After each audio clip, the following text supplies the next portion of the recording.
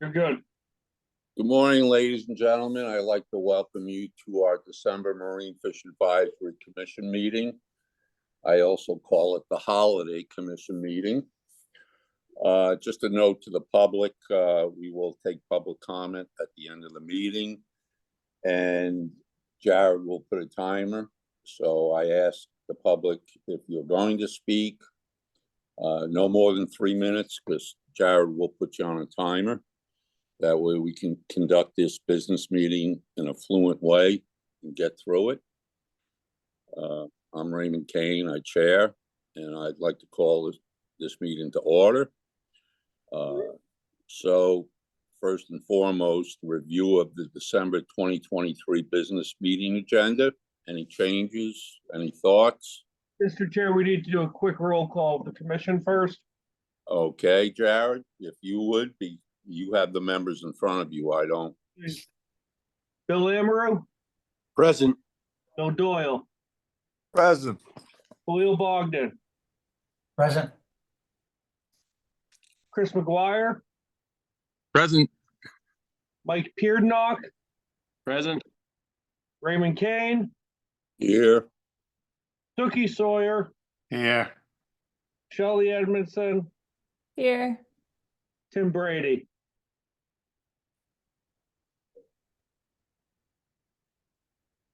I believe that's the crew, Mr. Chair.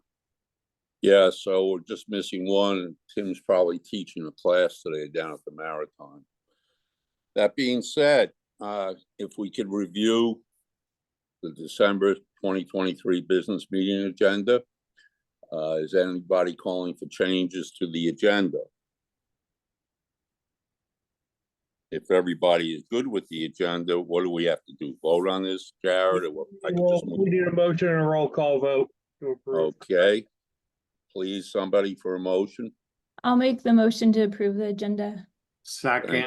Shelley, I need a second. Second. Thank you, Suki. Roll call vote. Bill Amaru. Yes. Bill Doyle. Yes. Chris McGuire. I guess abstain because I was not a member. Mike Peardnock. Yes. Suki Sawyer. Yes. Shelley Edmondson. Yes. Khalil Bogdan. Yes. Passes unanimously, Mr. Chair. Thank you, Jared. Moving on, review and approval of the November 2023 draft business meeting minutes. Any edits?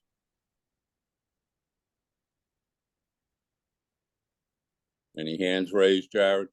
Not seeing any hands raised, Mr. Chair. Then on this, you also want a formal, right? That is true. We need a motion and a vote. Motion and a second. So moved. Roll call vote. So do I get a motion? Do I hear a motion? Yes. Motion by Amaru. Bill. Bill Amaru. Thank you, Bill. Second. Khalil, second. Thank you, Khalil. And you're gonna do a roll call on this too, Jared? Bill Amaru. Yes. Bill Doyle. Abstain. Chris McGuire. Abstain. Khalil Bogdan. Yes. Mike Peardnock. Yes. Shelley Edmondson. Yes. Suki Sawyer.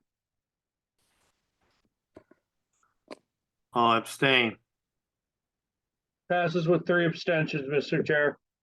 Thank you, Jared. So my opening comments, I've already commented to the public. I will get the public comment at the end of the meeting. The public will be put on a 3-minute timer, so please keep your statements within a 3-minute realm. Also, we have no action items today. We have a number of discussion items. So I would like commission members to direct questions directly to DMF staff, because they are the ones who have come up with these recommendations to go to public hearings. But other than that, it's not an action item, so we don't have to get into a debate or heavy discussion. We have yet to hear back from the public on this. And when they become action items. We will then discuss once we have motions on the table. And thank you all for attending. I realize it's the holiday season. We're less than a week out from Christmas. I want to thank everybody. I think we have a full slate here other than Tim, and he's probably teaching a class. So thank you. I appreciate it. And I'm going to turn it over to law enforcement. Good morning, everybody. It's Matt Bass. I think Lieutenant Colonel Moran is on the meeting as well, but I don't think we have much to report. I think we did, might just be worth mentioning. I think we had a little bit of drama up in Gloucester over the last month or so that has kind of made its rounds on social media. Some disagreement on some fishery sizes and whatnot. So that, and then which I think called for peaceful protests against us or whatnot. But that's, if there's any questions about that case, I mean, I'm not going to discuss it here, but it's you know, mostly a one-sided story so far. But it's if anybody has any questions or whatnot, you can certainly reach out to me after the meeting. But with that, I don't think we have much else. Any questions?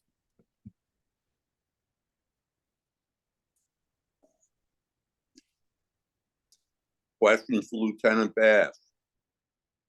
Not seeing any hands raised, Mr. Chair. Thank you, Lieutenant Bass. Merry Christmas, happy holiday season to you and the entire law division. Thank you. You as well. Commissioner Tom O'Shea, you're up. Thank you, Chairman Kane. I want to first start off by welcoming Chris McGuire. I don't know if many of you know Chris. Chris just has been appointed by the governor to the commission. And for those of you who know Chris, he's experienced. He is well known, I think, and respected among the commercial fishing community and recreational community. I think certainly he is known also for a balanced science-based conservation approach to marine fisheries management. And I think his appointment will be really a great addition and much value add to the work that we have going forward, particularly with marine conservation goals. And just want to welcome Chris and wish him the best. I also want to mention that, you know, our Department of Fish and Game strategic plan is ongoing. It's being developed with great input from staff at DMF.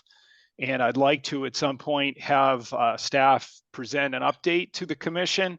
We recently had a session about a month ago with the Division of Fisheries and Wildlife Board, and they provided some input, and you know, it was a good opportunity for them to weigh in. So like to, you know, at some point engage the commission, and as part of that strategic plan, it also includes the biodiversity conservation executive order that the governor signed in September. So it'd be great to get some input from the commission as well. So with that, I just think one other update is I enjoyed last week going to the Stellwagen Bank Charter Association gathering, and it was great to see everyone there. Mike Peardenach did a great job, you know, leading that and gathering, and they had an excellent presentation from, I think, Dr. Goulet from University of Maine on Atlantic bluefin tuna, which was really amazing. Interesting science and work going on there. So with that, Chairman, that's all. Those are my comments. Thank you, Commissioner. And on behalf of all commission members, I'm going to wish you and your family a happy, merry, safe holiday season. Thank you, Chairman. Same to you all.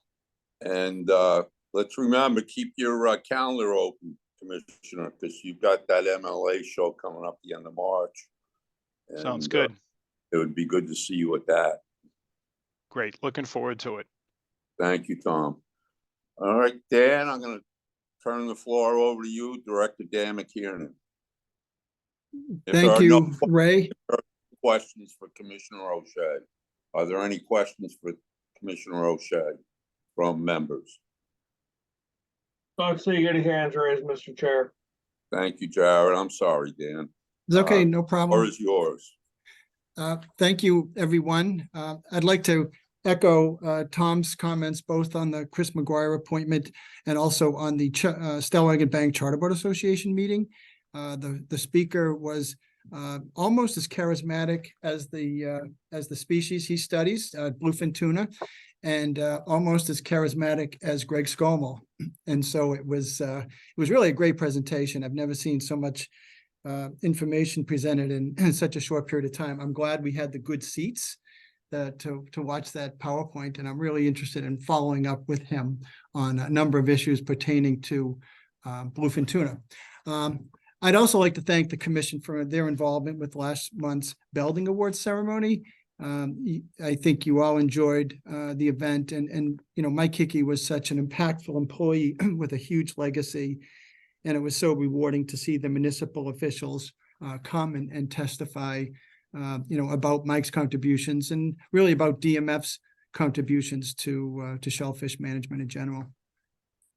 As far as news goes, you'll be seeing soon an announcement from DMF, and probably even as high as the governor, about an expanded right whale program that comes from some federal appropriations to the states.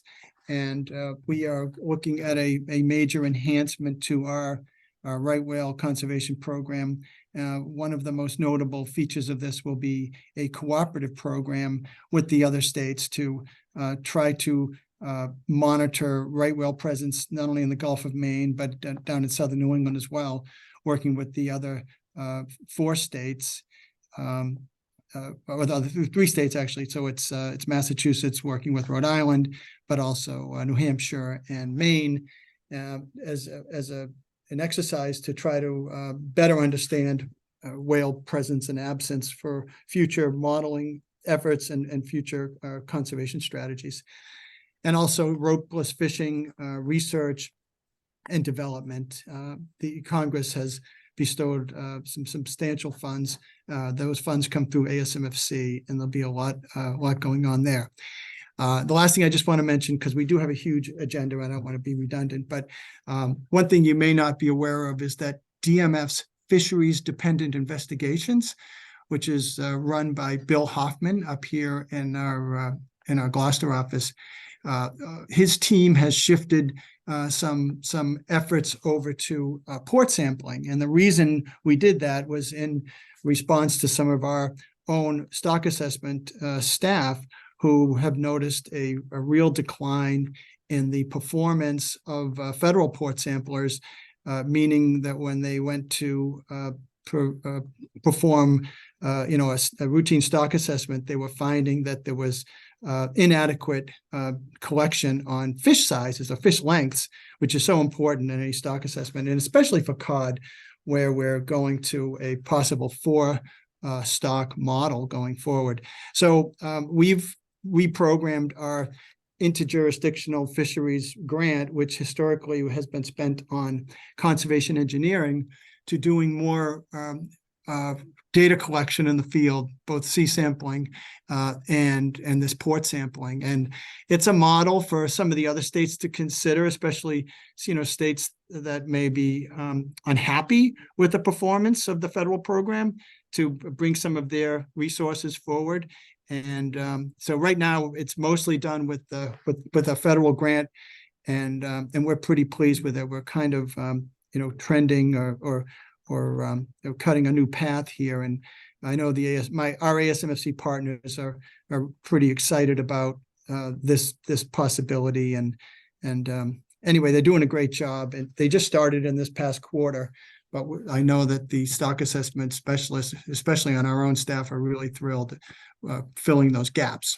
So I'll stop there. Let's get right into the business meeting, and I will take any questions on these issues. And if there's anything else that isn't on the agenda that commission members would like to bring up with me, I can take those questions now.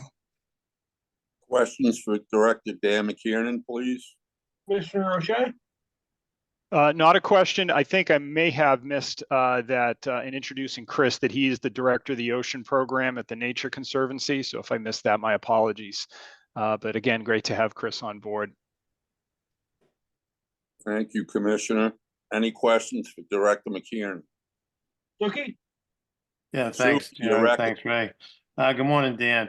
There seems to be a little bit of a thing going on up here on the North Shore as far as Maine guys trying to get coastal access permits to come down here to get into the scallop fisheries in state waters. I think it's becoming a little issue with some gear conflicts.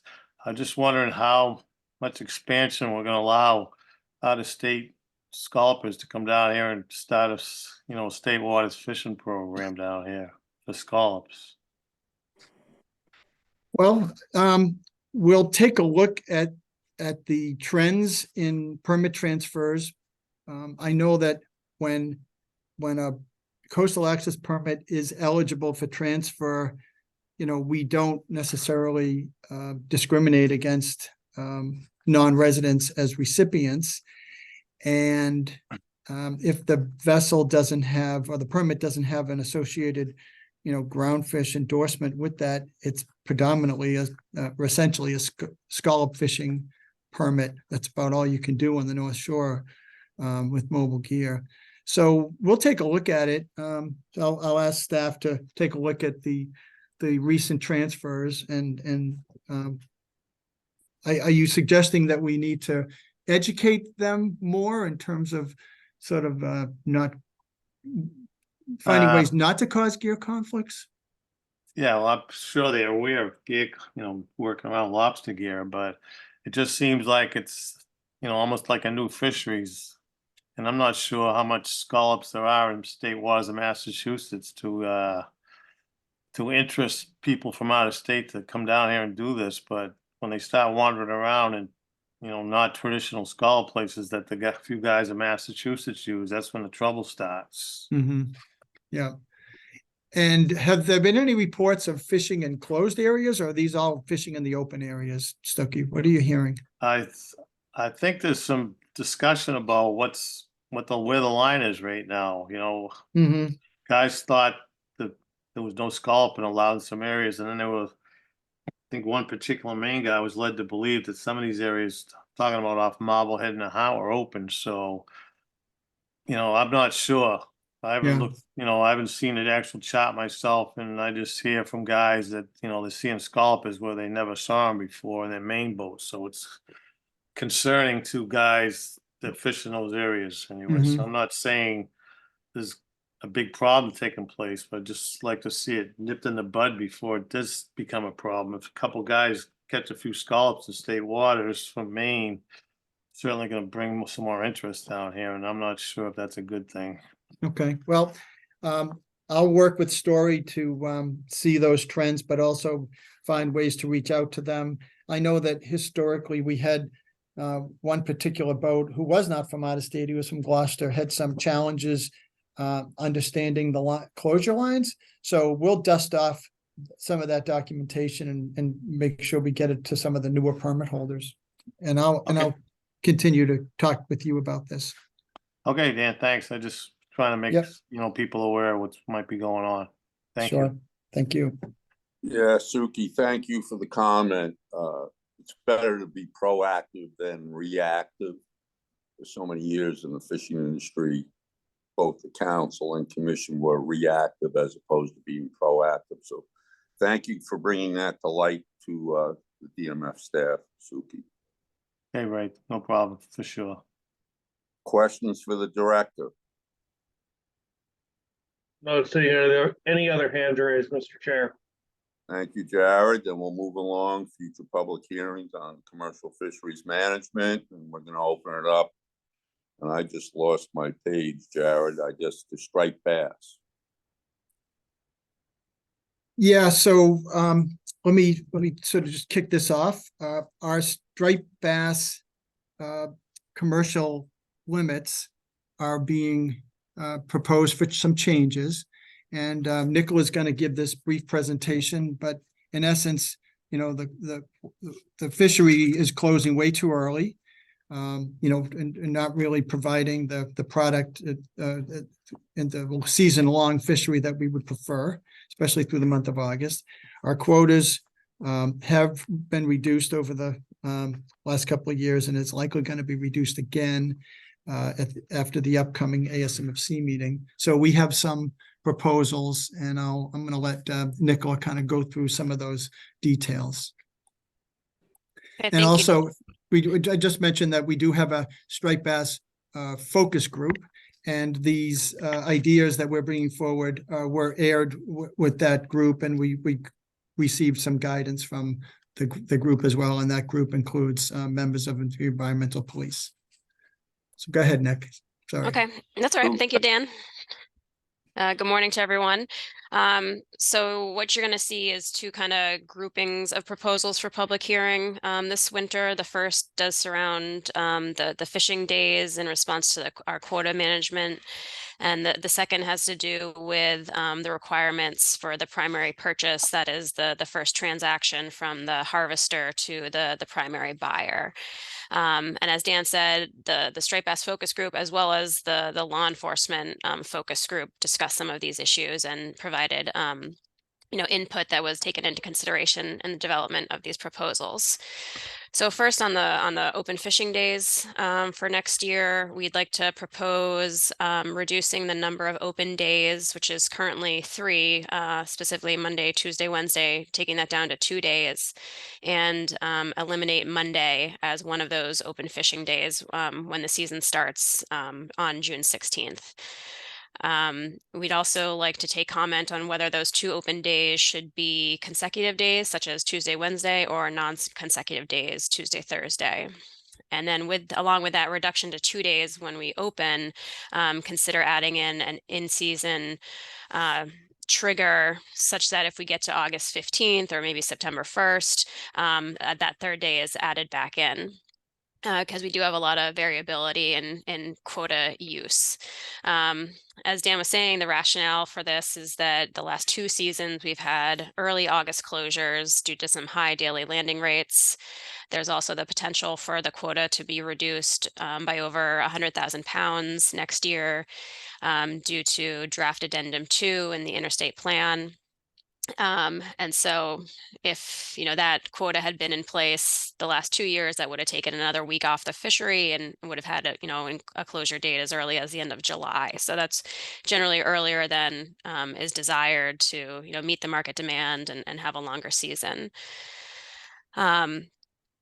The automatic triggers, takes into consideration the variability that we have in the daily landing rates. And we currently have 1 trigger. When we get to October 1st, if there's quota remaining, we add 2 days back in. So we would maintain that under this proposal, but also have another trigger, late summer, August 15th or so, to add a 3rd day back in. And that way we don't have to go through the in-season adjustment process that requires a bit more time to make that happen.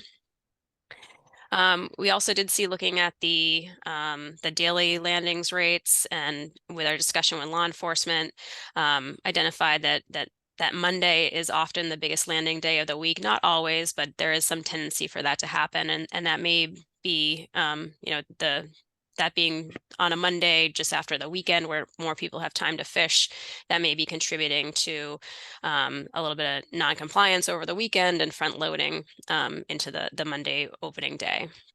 So that's why we're proposing to move off of Monday for the beginning. This fishery is one, however, regarding the consecutive days, this is a fishery that has, I think there's been a benefit the last 2 years from the consecutive days, that we can better accommodate some night fishing. So moving away from consecutive days would make that a little bit more, would take away that benefit, but we're also a little bit worried about there is some tendency perhaps to front load on the open day into the next one. So moving away from those consecutive days could address that. However, we'd still like to be able to accommodate night fishing, practice in this fishery. So the next slide will look a little bit more at a potential to change how we define an open day in the fishery to still accommodate that nighttime fishing activity without consecutive days. So the second part of this looks at that primary purchase requirements. I think it might be easier here to first kind of explain the background before getting into the proposals. we've seen a real shift in the center of this fishery over the last decade, whereas 10 years ago it was very Chatham, Cape Cod centric. Most of the, 90% of the landings coming in on the Cape. It's much more of an even split, or even tending towards Cape Ann in terms of the landings in the last couple of years. And that has affected kind of that primary purchase of the fish, where previously, when all that fish was coming in on Cape Cod, most of that fishing was occurring during the day, and it was being sold to trucks that were going down there and waiting for the fish to come in. Now with landings on the North Shore, there's more brick and mortar dealers available, and with the nighttime fishing, a lot of that fish is now coming into the actual dealer facilities. But at nighttime, which has created a situation where we heard from law enforcement that there's a number of dealers that are receiving fish unsupervised at their facilities. So they let the harvesters know that they can, where to put the fish, etc., and, to label it and everything else. But there's not actually an agent of the dealer present to receive that fish, which makes it difficult for, the dealers to kind of uphold their regulatory requirements to make sure they're not receiving fish that are non-compliant in some type of way. So there is also, part of this issue is that with nighttime fishing, people are trying to get in before midnight to be landing on the open day.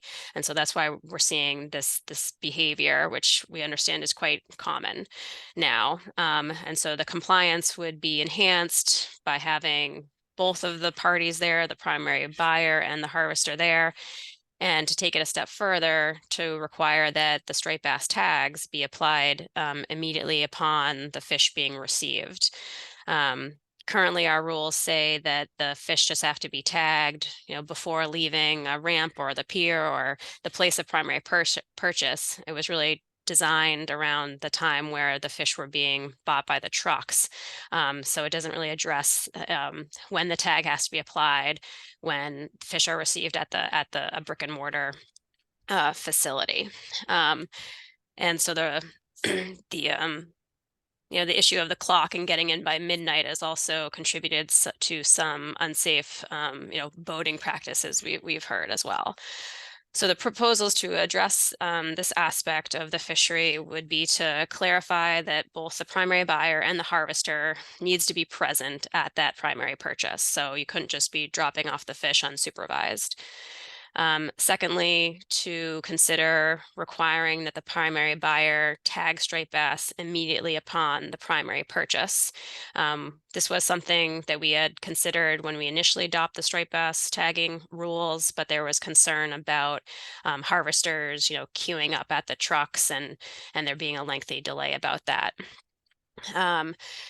And additionally, to consider redefining that open fishing day from, what we have now as a calendar day, midnight to midnight, to something that resembles more like a landing window. For example, 8 a.m. to 7:59 a.m. So if if you are night fishing, you have the opportunity to sell that fish early the next morning when the primary buyer is open under normal business hours. There were a couple of additional topics that I wanted to mention that the focus group discussed, which we are going to continue to develop for possible 2025 consideration, and that would be to require dealers to record the number of fish that they're purchasing, the number of striped bass, not just the weight of striped bass, and potentially also the serial number of the tags that are associated with each purchase, which would allow for greater traceability to the harvester, not just the dealer, for each tagged fish.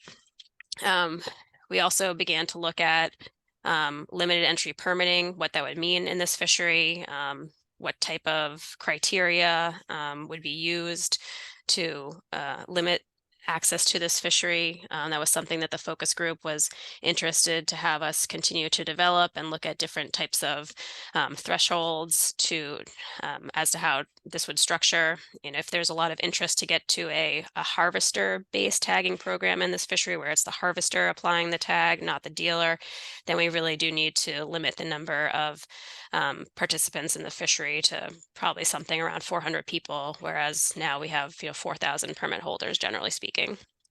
So one thing that the focus group did not support us considering at this time was any type of commercial maximum size limit. So that's where we stand with those issues. I'm happy to take any questions. Questions for Nicola? Jared? Okay, Yeah, thanks, Nicola.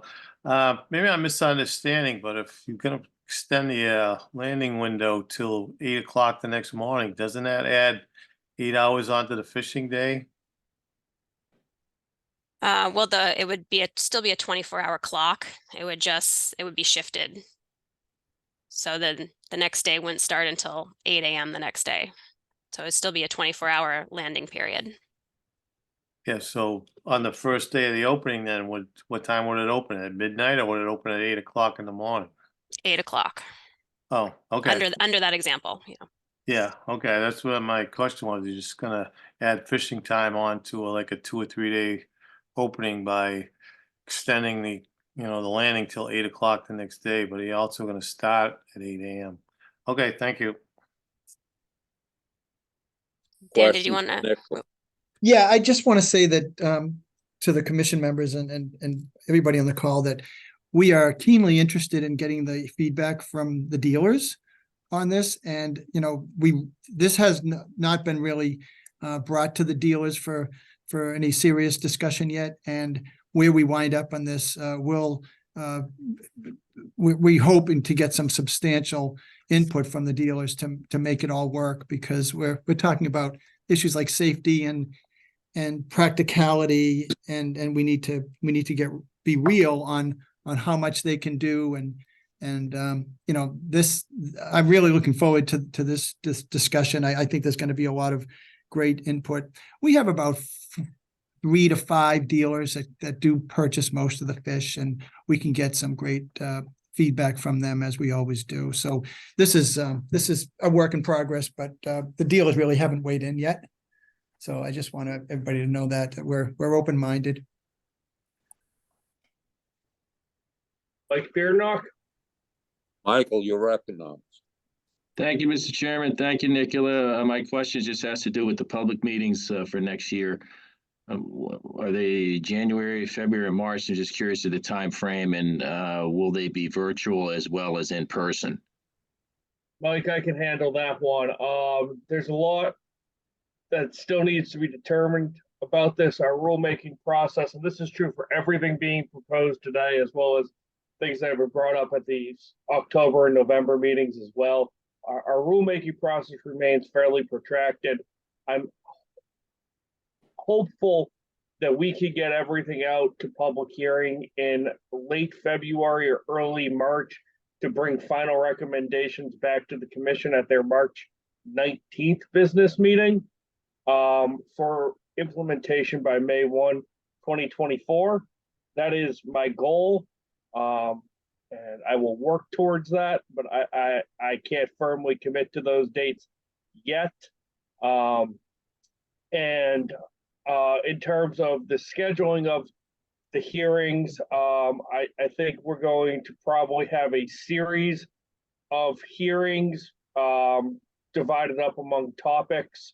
So, North Shore, South Shore, striped bass, menhaden, mackerel hearing, then like a fluke horseshoe crab meeting down on the South Coast, and then maybe a separate shellfish meeting. I think we're going to try to have those, as many of those as in person as possible, but we may have to rely on virtual technology due to scheduling. So I still haven't sorted out the fine details on that yet. Mr. Chair, Good, Mike? Yeah, one, I would, thank you, Mr. Chair. in person. A lot of people are requesting them. It'd be great if you at least have one virtual, just to get those that may not be able to attend. It's some food for thought. Hopefully you can take that in consideration. Thank you. Thank you, Mike. Thank you, Mike. Doyle? Yes, thank you. Just one thought. We have 400, I think, active licenses out of, I think it's thousands. Would switching the responsibility of the tagger over to the harvester, perhaps that extra step in getting those tags might eliminate some of those latent licenses? Just my thought. Well, so you're right, Bill, in that we do have about 4,000 permits issued each year, and generally about 1,000 or so is active. Yeah, around 1,000 are active each year. Okay. But it's a little bit of a chicken and an egg situation, maybe. Like we think it would be very, very difficult, if not impossible, to issue tags to 4,000 permit holders and get them back from all the people that are not active in the fishery. So it would be a real administrative burden to go that route to reduce the number of individuals holding a permit, as opposed to limiting entry, which would then make it possible to do a harvester-based tagging program. Right, but is it possible to put make the tags available, I believe, like it used to be, from the tag maker, and then need to offer proof of tags purchased before entering into the fishery? There are certain requirements in the interstate plan for how the tagging program Okay. is implemented, and so we really have to be kind of limited in the number of tags that we allow to be issued. It has to be based on the quota. So there'd be some concern with letting individuals, purchase their own tags in a high amount.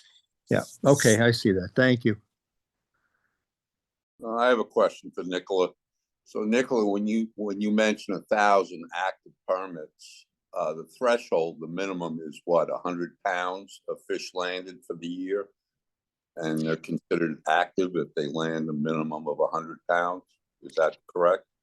No, that would have just been 1 pound, anyone that landed a pound. We did look at some, other examples of, how many permits would be removed if we looked at 1,000 pounds in a year or 300 pounds in a year. So that's the type of, thresholds that we could be looking at in terms of, considering limited entry. But the figures I was just stating were just based on, at least 1 pound sold. So if I can just think this through, I know a lot of active commercial fishermen and saying, a gentleman can get the endorsement and along with his recreational saltwater license. And if he happens to get into a slug of large fish that day, and if it's a legal commercial day to land, he becomes an active commercial fisherman. And if he doesn't, he's just a recreational fisherman and he takes his one fish. I think that's something that has to be addressed down the road if you're going to talk about reducing the number of permits. Who actually makes revenues from the fishery to sustain themselves throughout the year as a commercial fisherman, and who is Johnny come lately? He's got both endorsements. He's got the recreational and he's got the commercial. So a 1 pound threshold, I've never understood a 1 pound threshold, but enough said. Thank you very much. Any other questions for Nicola? Not seeing any other hands raised, Mr. Chair. Thank you, Jared. Then we can move on to the temporary stay to the well gauge size schedule. Ray, I'll cover that. Thank you, Dan. So there's been some discussions within this commission about our management strategy for channeled whelk, which is a directed pot fishery primarily, and has been about two to three times larger at its historic high about 10 years ago. And so our response to what we think is levels of overfishing has been to first create a gauge to make it more accountable, and now over the past few years to have a gauge increase program that was scheduled with what we thought was the most benign approach, which was doing the gauge increase every other year. Just last year, we granted the wishes of the dealer sector and the harvesting sector to extend that to a third year interval. So it's every third year. And we continue to get concerns from the user groups about our approach. And what I am seeking is a roll up the sleeves management strategy evaluation, which is a kind of a common thing going on in fisheries management these days, which is having folks who are well qualified in not only the fisheries science, but also looking at the socioeconomic impacts, and take a fresh look at how the fishery is being managed. And in order to do that, I am seeking, or we've met with one of the legislators who has a keen interest in this, and asked for some financial support for a PhD student at UMass Dartmouth SMAST to take this on. And so we are hopeful that we can get 3 years of funding for this doctoral student to take this on. And during this time period, I am suggesting that we should put a hold on the future gauge increases as kind of a good faith measure to try to figure this out and maybe come up with if necessary new or different management approaches. So my proposal is just that, is to postpone the gauge increases for at least 3 years, and when the management strategy evaluation comes forward, bring recommendations to you and to the public and to the stakeholders, I hope, for a different management approach, since this particular one has a lot of the participants kind of on edge. So it's fairly simple. I have been accused of optimism, and I am optimistic that we'll get the funding needed from the legislature to perform this 3-year study. Questions for Dan? Bill Doyle? Bill, you're recognized. Thank you, Ray. I got a call yesterday about taking a look at managing the knobby and the channel whelks separately.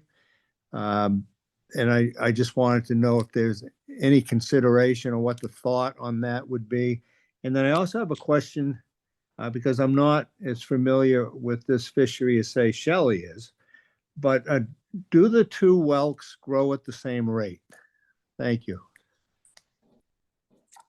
Bill, actually, if Shelley, do you have information? I think Steve Wilcox might be on, but why don't you give us your perspective on that?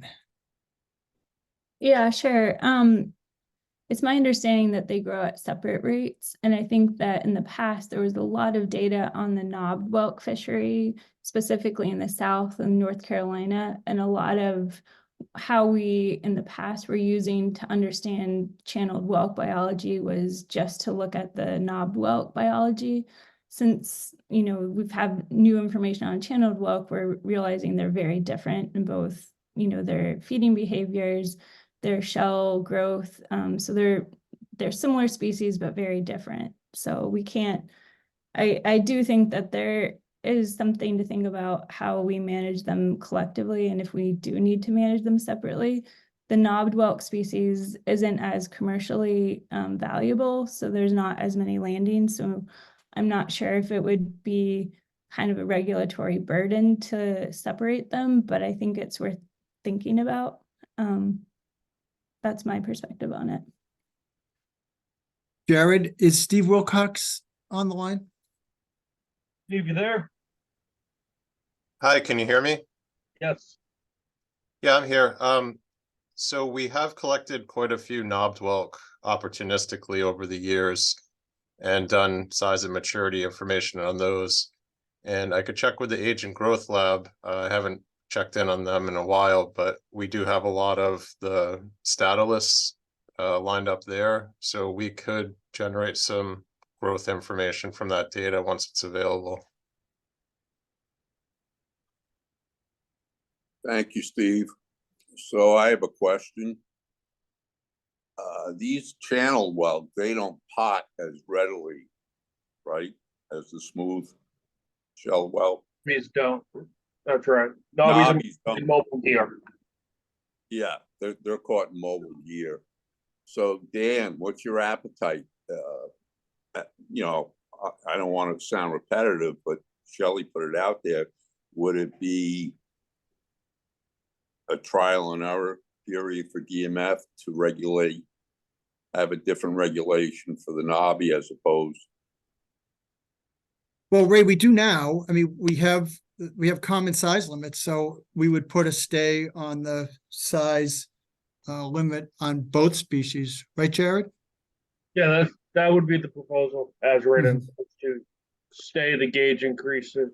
The gauge Okay. gauge applies to both knobbies and channels. I understand that, but could there be a future action to separate? So Sure. you have separate FMPs. Sure. I'm just the question, would it be? Yep. Yeah. I mean, it's conceivable. You know, we're open minded on it. Thank you, It's mainly trawler caught. There's, I think what's that? Dredge? Dredge as well. Yeah, it's a mobile gear target, Right. much less so than the pot fishery, but sure. So anyway, that's the proposal. You know, I don't know if there's any other questions. It's pretty cut and dry. You know, good luck to us to secure that funding, but I think it's worthwhile. Questions for Dan? I have a question. Bill Emmer. Hammer, you reckon? Thank you. I'm very much in agreement that these two different species need to be managed separately. I'm very much in agreement with a comment made a few minutes ago that they do need to have a separate strategy. I'm going to add something about the knobby whelk that I know from experience and from talking to fishermen who fish the area in the eastern part of the Sound.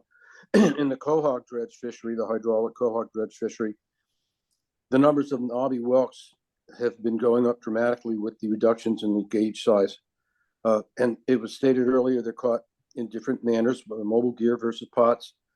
The smooth whelk seems to be active at night when the trawlers are not fishing, the mobile gear is not out on the water. Perhaps the reason that the pot fishery is so much better than the trawl fishery for catching smooths. But during the daytime when they are active, the knobby whelk, they're caught in tremendous numbers. And the numbers of quahogs and other shellfish that are being fed on by these animals is remarkable.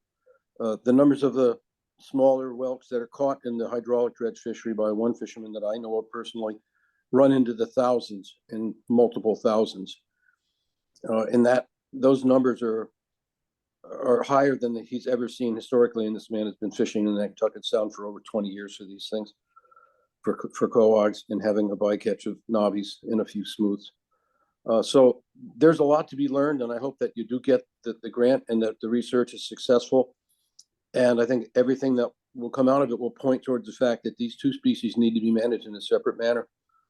And the predation that they cause in other shellfish is a major aspect that I haven't heard mentioned at all. Those are my comments. Thank you. Thank you, Bill.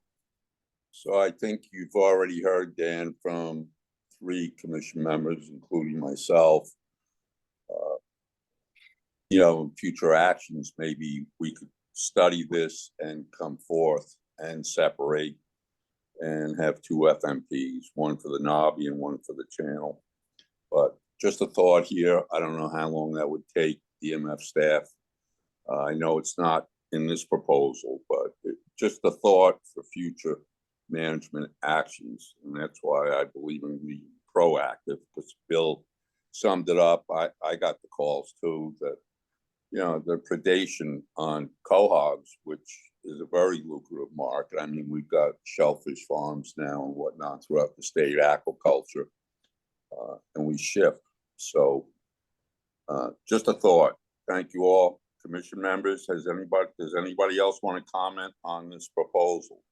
We got Could I- Shelley and Khalil, Mr. Chair. All right, well, let me take Khalil first and then I'll take Shelley. Khalil, you're Thank you, recognized. Thank you, Mr. Chairman.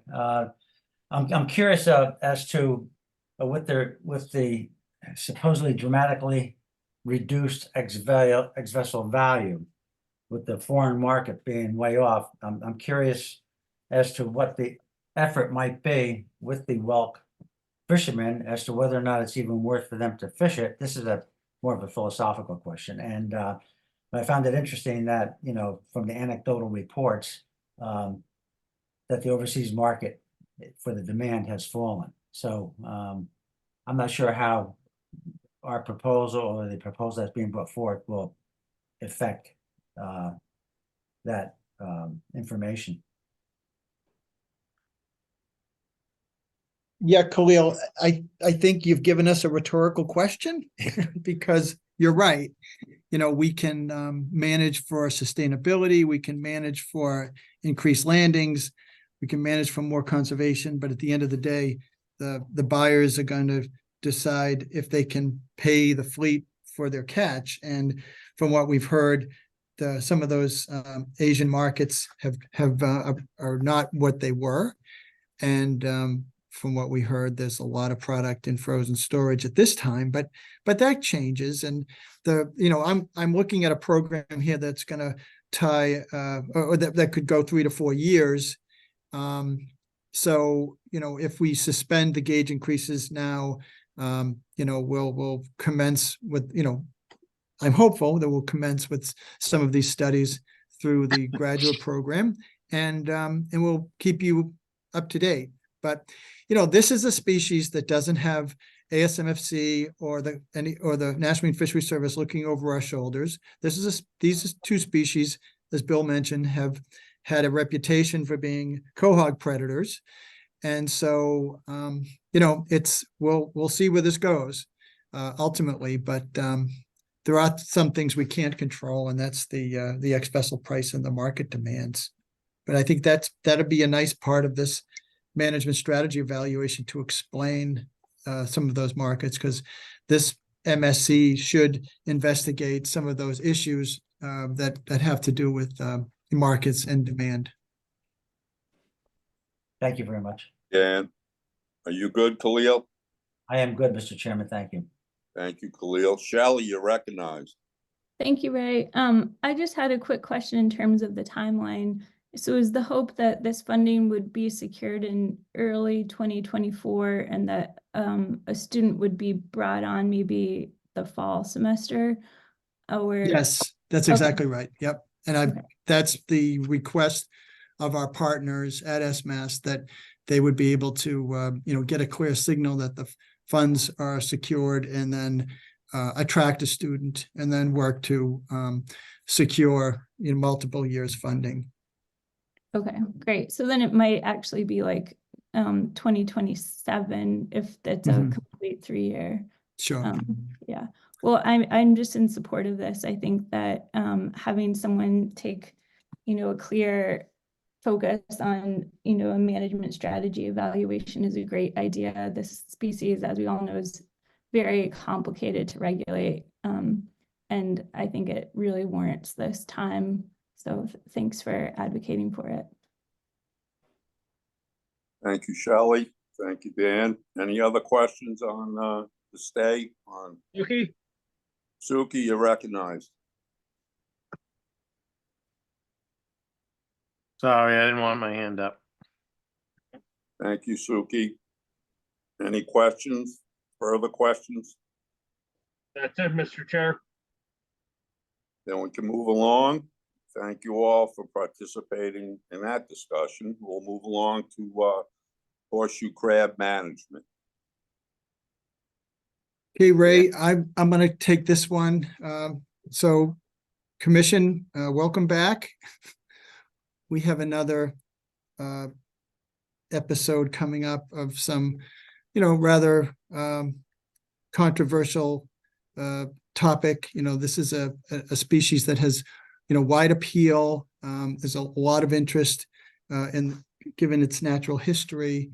And so in light of our experience last year when we proposed constraining, spring harvest, but we did not ultimately come to agreement.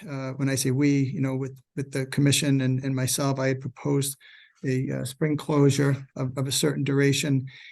We wound up actually taking more crabs during that May period than we had in past years. So it was, kind of an unintended consequence. And if you open the memo on page 9, you can kind of see that the early returns or the preliminary results from the fishery prior to June 1st was 77,000 crabs, which is almost a 50% to 100% increase over past years. And so I am proposing, once again, to have the commission consider this along with a few other changes, small changes to smaller changes. This is actually a substantial one, smaller changes to how we manage the fishery.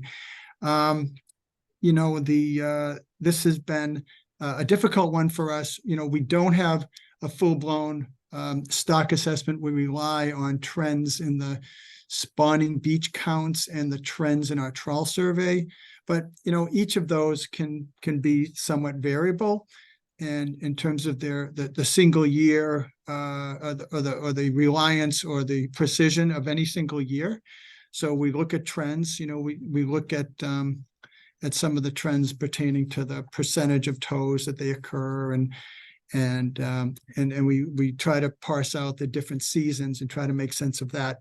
But the bottom line for us as managers is we still believe that the horseshoe crab population is robust, and we would like to preserve that robustness by being precautionary, by doing what we can to create more horseshoe crabs while we are fully exploiting the quotas, or I should say fully utilizing the quotas that we as a commission and division have established on the biomedical side, and that which is given to us by the ASMFC with the reductions we've taken on two occurrences.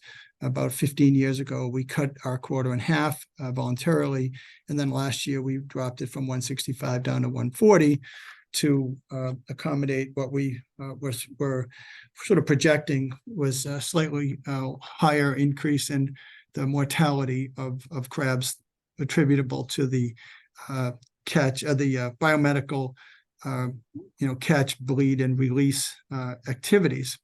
So we are proposing an April 15th to June 7th closure to the harvest of horseshoe crabs. This is a challenging public policy decision for us because we do believe that these horseshoe crabs are extremely vulnerable during that spawning season, which at the same time does give traditional fishermen, those who use small skiffs and don't have to make a huge financial investment in things like a dragger or a clam dredge boat. This is an activity participated in by watermen, people who work the waterfront and do a lot of different activities to piece together an annual commercial fishing income. And this is going to have an impact on those folks. So we do think that although the trends have been positive, they're not universally, all pointing in the same direction. And we just think it would be wise to be precautionary. We don't have a survey method to forecast recruitment, or to see any kind of recruitment failure like we can in lobsters, or you've heard about the striped bass, young of the year index down in the Chesapeake, where those surveys are very reliable. So we don't really have that, but what we do have is our trawl survey that starts to see these animals probably around, I don't know, Steve, or the Derek Perry could probably correct me, but something like subadults. These are animals that are caught, not on the spawning beaches necessarily, but we see them in the trawl survey as nearly full grown, but pre-adult. And those have been somewhat positive. But, we do think that if you look forward far enough, you can only imagine that some of our coastal beaches could suffer erosion in the future, and are suffering some erosion. That's the key spawning habitat for these animals, and anything that we can do to maximize their reproductive potential, I believe we should do at this time, while at the same time, working to fully utilize the quotas that are on the books. The proposal that we're bringing forward as mid-April to through the first week of June is very analogous to that which we see in some of our states to the west and down into the mid-Atlantic. I think we're a bit of an outlier, us in New York, in terms of still relying on the Luna closures. We think the Luna closures are still reasonable and appropriate, but I think if you recall the data that we showed you last year, it was just one study, and it was from New Hampshire, but there appears to be some significant spawning that happens outside of those 5-day periods around the new and full moon. And especially even if they're not spawning, they are staging fairly close to shore and making them vulnerable. So we are making that proposal to you, and we look forward to the public discussion as we much similar to what we heard last time. So I guess, I don't know if we want to go to the next slide, but anyway, the final bullet on the slide there is we think that 90% of the spawning activity is captured by those dates. And we think at this time it's a way to make more fish, as someone told me recently. It's, if we can't stock these things, although I do want to say that the Associates of Cape Cod does have a stocking program. They have a program where they are spawning some of these animals in captivity and are releasing them, making a contribution, and they do that under an aquaculture permit from us. Those animals are released to the wild, but for the most part, we don't augment the population through any kind of substantial stocking program. So then the question is, well, given the existing quotas and the existing prosecution of the fisheries, is there a way that we can make more fish, to take more fish? And so the conservation that we would get this or next year, when would we see the fruits of that? We probably see those in trawl survey indices 6 or 7, 8 years later, and then we would start seeing them on the spawning beaches, even further than that. So, it's, tomorrow's conservation, will create benefits, we believe, for a decade out, just like the Luna closures, we believe, have been largely responsible for the increases that we've seen. We do think that was a successful, management strategy. But at this time, I think we need to do more for these animals that are significantly vulnerable, and during their spawning period. And yes, I know there's a quota, But the fact that we took the record number of spawning crabs out of the system last year suggests that I think we need to be a little bit more protective and precautionary. So having said that, the next part of the proposal is a uniform bait fishery trip limit of 300 per day. And the reason for that is what we don't want to see is we don't want to see the quota used up very early in the season. Our whelk fishery that expects to continue to use these crabs, not only in season, but with an eye toward maybe some overwintering for the following season. If there is surplus, we want to postpone the harvest until when those fishermen really need those, which is in the summer fall period. It doesn't make any sense to be running through the quota, in June or in July, and enforcing a lot of regulatory discards. And then you've seen this in some of the other fisheries, these trip limits that we would adjust based on quota usage. I really want to credit, Jared Story, Anna, Eric Druskett, Kim Lundy, the team that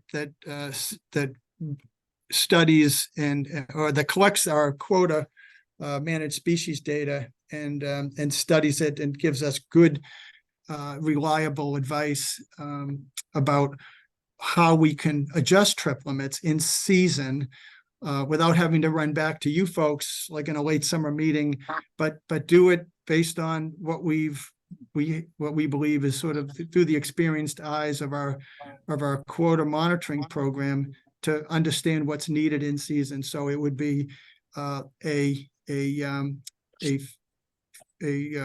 increase if 50% of the quota remains on August 1st, and then to 400 crabs. And if 80% is taken before September 15th, we dial it down to 200 crabs per day. So this is all about trying to preserve the quota for the users and the folks who need it in Massachusetts.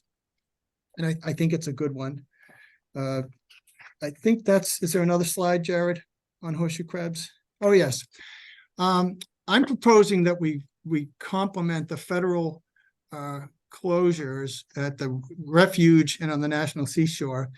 And this, I think everybody who's been around horseshoe crab management for the last 5 to 20 years understands that when the federal government closed those waters or those areas to harvest, it did impact the users, but it also created kind of some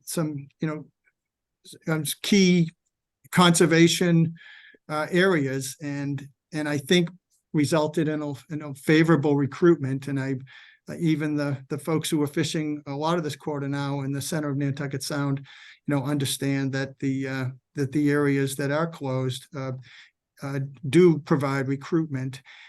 Yet those closures are strictly federal. They're not necessarily enforced by the Mass Environmental Police. And I think it just makes sense to be a little bit more complementary to that federal program. And I think I've talked to the Mass Environmental Police about this, and they're generally in favor of taking this on. It would mean, I believe, to the degree that we can get some boots on the ground during the fishing periods, enhanced enforcement, and we hope enhanced compliance. I don't have any evidence that these closures aren't being complied with. So I want to be clear about that, but I think it's just a rational next step to allow the officers, if they detect poaching in those areas, to be able to make a state case and not have to make I'm not even sure I know there's a joint enforcement agreement with NOAA Fisheries. I don't believe there's one with U.S. Fish and Wildlife Service. I think this is just a rational, next step in improving compliance with our federal partners. And next slide. I think that's it. Next slide's groundfish, so that's it for. Yeah, that's it.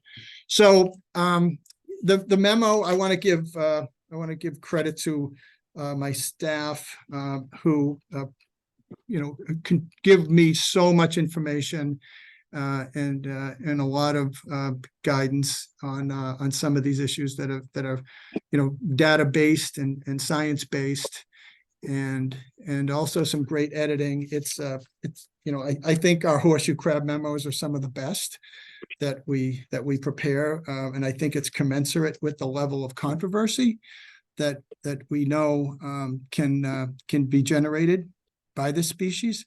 But I really want to thank the staff for all their assistance in our preparation and my preparation of this memo. So Raymond, if you want to take start a little discussion on this, or answer some questions. Questions to the director. Bill Amaru. Bill, you're recognized. Thank you, Mr. Chairman. Thank you, Dan. I have to say that I believe I and all the commissioners who are members of this commission understand the challenges that the division is facing with horseshoe crab management. And I think you've done, and the staff have done, an outstanding job to consider the needs of the fishery, the individual fishermen of the small cottage industry, perhaps the last of the true watermen that we have in the Commonwealth fishing this fishery. And you're looking out to protect their interests to the future, at the same time as answering the need to be proactive, which you have been and will continue to be concerning the species.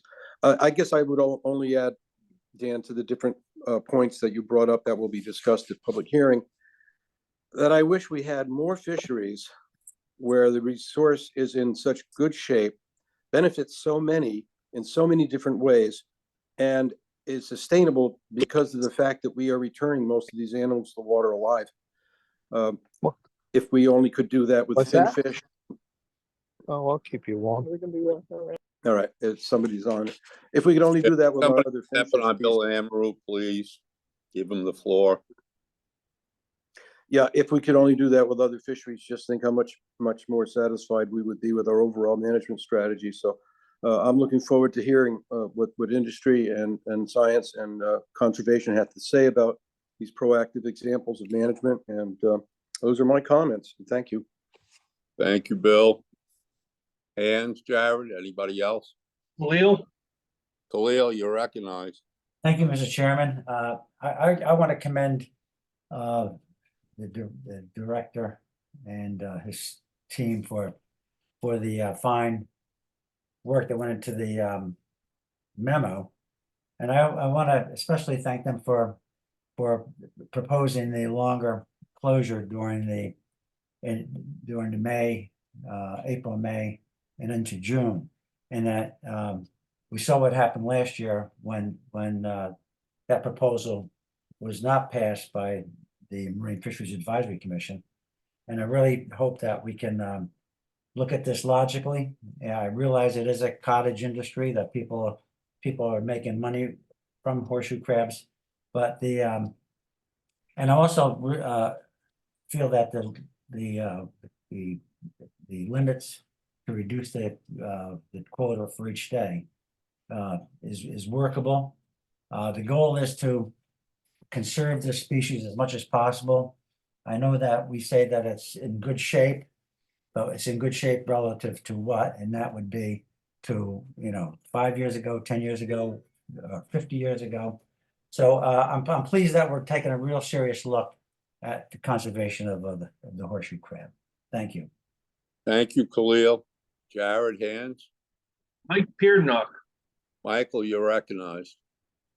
Thank you, Mr. Chairman. Dan, just a quick question. The catch, this catch is it? Do you just have naturally you have numbers of what the total is for the year, but do you have it by location? Do you have that level of clarity? You know what? If you open the memo, there is an image in the back. It's on page 14, and it shows the horseshoe crab bait landings by region. We would be able to provide a similar plot, but 85% is taken from the statistical area that is considered Nantucket Sound, and the other 14% accounts, and that, which isn't much, but only 7 of the 14 remaining come from Cape Cod Bay. Another 6 or so comes from Vineyard Sound, and then the last 1% from Buzzards Bay. And breaking it down on a finer spatial scale, Mike, brings us into some confidentiality issues because of the number of harvesters and dealers involved in the fishery. So that's why we have it on kind of the broader scale: Buzzards Bay, Vineyard Sound, Nantucket Sound, Cape Cod Bay, and not by like, beach or shellfish growing area. Thank you. So the table that shows downward trends at certain locations, are you able to focus where that effort, if the effort is in those areas, or that you don't have enough specifics due to confidentiality? Look at the beach survey trends and then compare that to harvest trends. Yes. I do not, I mean, we could do that internally. I do not believe we've looked at that. I'm just curious if that provides any insight into whether that we're dealing with environmental conditions or harvest, or one or the other, or a mix of both. Maybe it could provide some clarity if that's possible. Yeah, that's a good question for Derek. Derek, you on? Yeah, I'm on. Actually, oddly, the places that are doing the best are the area with the most harvest. So basically, I think it's just an indication of what's there. There's a lot of crabs in Nantucket Sound, and that's where we have the higher indices. That's where we have most of the harvest. We have very little harvest in Buzzards Bay or Cape Cod Bay, but we're not seeing an increase in the surveys there. But yet, there's very little harvest there. Do you think that decrease is environmentally related, or there's other factors at play? It's hard to say.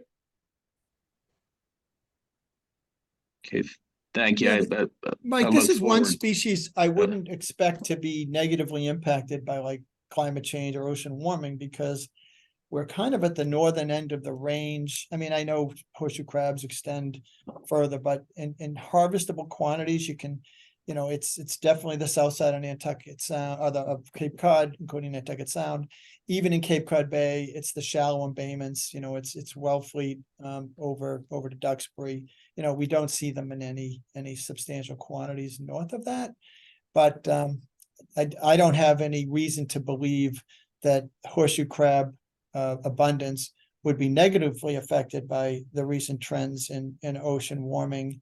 It may actually be a little bit of an enhancer, but I don't have any evidence to that. But in our conversations, none of us have raised the questions about whether we're at a tipping point relative to environmental change. What we have identified is, the erosion of coastal beaches, might reduce spawning habitat if we lose, the sandy dune beaches.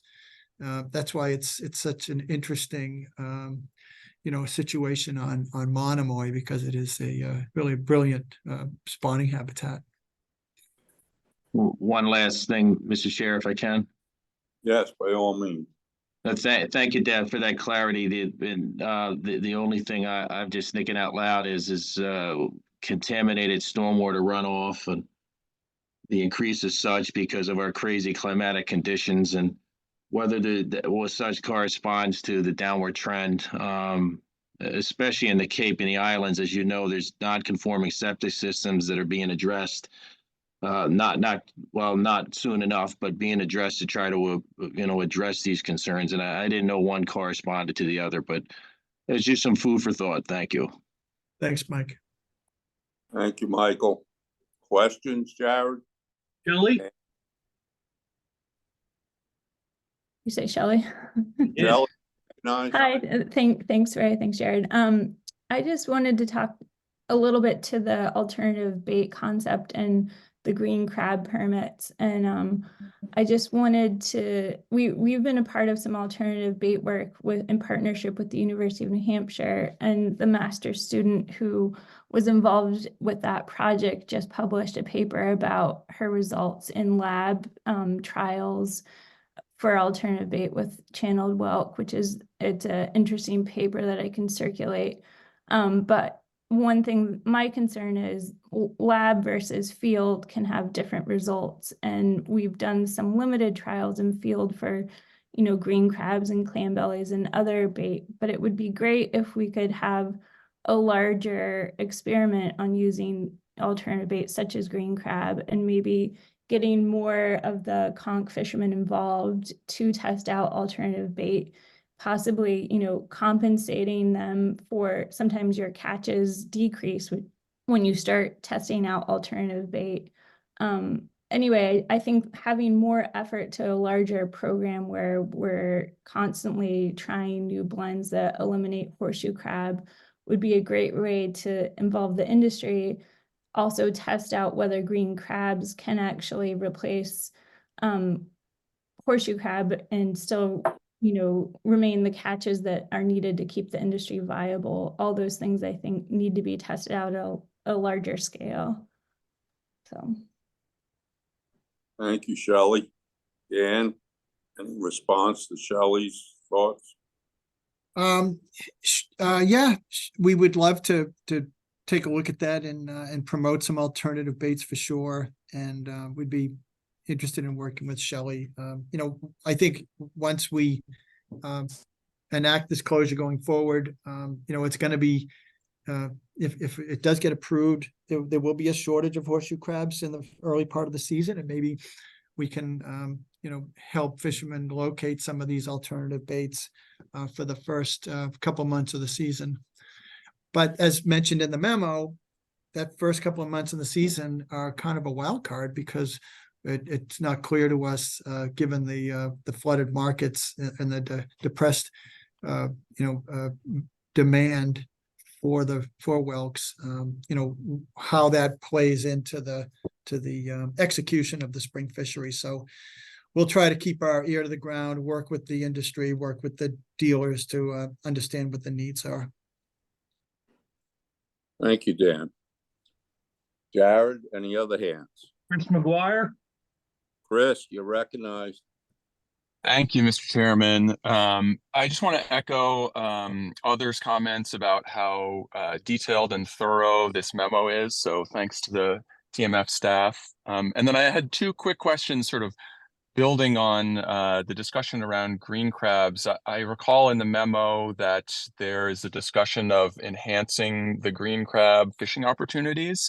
And I wonder if Director McKiernan might want to speak to that. And then my other question is, I also recall that there was some ambiguity in the memo about how the biomedical fishery, or whatever we call it, would be, how the spawning closure would affect them. And so I was curious if the director could speak to that as well. Thank you, Chris. Director McKiernan? Yeah, okay. On the green crab front, what I meant by the text in that memo was, at a minimum, making our permit holders more capable of taking the green crabs. What I mean by that is, we have we have a closure, I believe, to green crab harvesting, I think until after the May 15th, and the reason is, it's the concern about right whale entanglements. But the truth is the green crab fishery is prosecuted way up inside of our salt ponds and estuaries, and there's literally no risk of entanglement there. So trying to, to look at our own permit conditions, whether it be the number of traps, the season, to not make those be constraining. What's interesting about green crab trapping is if you go to our regulations, you don't find any rules on green crabs. There's a statute that says that DMF shall, has to authorize the catching of green crabs, but it's not meant for conservation purposes. It's just meant to, I think, to give, like a permit, so to speak, or a letter of authorization, because it's not the same as edible crab trapping, right? So, our lobster permit is a lobster permit for lobsters and edible crabs. Well, up until somebody started making stock with green crabs, nobody considered green crabs an edible crab. So we just want to make sure that our existing permit conditions, which are functional rules, aren't constraining the industry. We ran into one individual who was under the impression, for example, that he had to be present on the boat when he was green crab trap fishing. And we explained, no, you could buy a boat permit and you could have your son or a designated captain or something like that. So doing what we can to eliminate any of those sort of barriers. As far as the biomedical harvest of green crabs, I'm sorry, of horseshoe crabs, that we're trying to be sensitive to what the needs of the industry are. And, these industries have to go back to a time before there was a horseshoe crab management plan at the interstate level and before we had any state regulations as well. And so we don't want to be, overly, we don't want to impact some of those industries unnecessarily. So it's not clear to me, yet, we'll be talking to the companies about whether they can use or they can work with this existing closure, either by getting their needed crabs, in the month of May, because I think one of the companies has a need to hire, seasonal staff, and it'll be difficult for them to hire staff and keep them idle, until the crabs come in. But figuring out if there's a way that they can get those crabs, let's say from either an out-of-state source or from the fishery before the closure kicks in, or maybe even within this closure with some heavy restrictions. We want to be open-minded about that, but at the same time, there's nothing quite as effective as simply a closure with, all eyes, on the waterfront will help, support that. As soon as you create exemptions to a rule like that, then it's difficult to get as much compliance and enforcement if there is valid harvesting going on. So we've worked with both companies. We try to be as accommodating and as open to what their needs are, but we'll be continuing those conversations with them in the spring and look forward to their comments at the public hearings. Good, Chris? Yeah, thanks for that. All set, Mr. Chair. Thank you, Chris. Folks, I'm going to call for a 10-minute break. We'll reconvene at 10:40. So Ray, when we come back, we moving on to the next part of the agenda? Yes, well, Okay. yeah. Yeah, that would be the State state waters, groundfish, and Jared's going to cover that. Right. Mr. Chair, there was one more comment from Commissioner O'Shea. If we want to take that, then break. Okay, I'm sorry, Tom. By all means, you're recognized. Thank you, Mr. Chair, and I'll be brief. I don't want to get in the way of a break. I just want to also second that, the staff have done a lot to really review the challenges of this fishery, and I also want to thank them for the detail and really the nuanced approach to understanding how to best balance the conservation concerns as well as the fisheries needs of the industry. And I would just want to say that this is a case where it's extending beyond DMF. I hear about it. I know our sister agency DFW hears about it. And so I think, this is a case where it'd be great to have some support for the science to understand this fishery. I think you heard from Director McCannon that, there is variability in the surveys. And I think that will be increasingly important for us to find a way to have some support in the monitoring and surveys, which we already have great volunteer support, but going further, it'd be helpful to have that. This is one of those species that has important benefits to the ecosystem, like many of the species that you manage in the fisheries. This one is one that's also has been articulated as having an impact on shorebird foraging during the migratory shorebird season. But to the extent that that has had an impact, I'm not clear myself, but it's one that's been expressed to us. So to the extent that we can have some monitoring and some support around that will be important going forward. But I really appreciate DMF's work in this regard and the proposal they're putting forward. Thank you. Thank you, Commissioner O'Shea. Jared, any other hands on the subject matter? There are not. We could go to a 10-minute pause now, reconvene at 10:40. 10:41, thank you.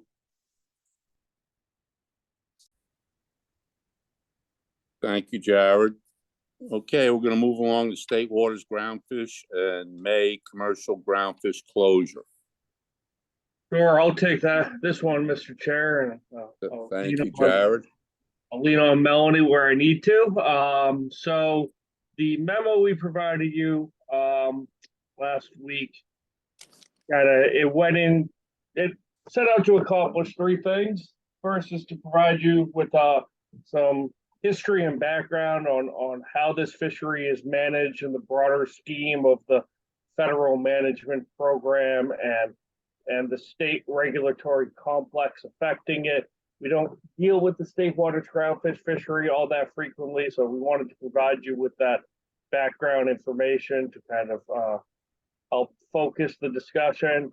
Then second purpose was to get into recent fishery performance relative to the federally allocated subcomponents and kind of an overall overview of this fishery. And then the third was to get into a management proposal for 2024 that was requested by industry.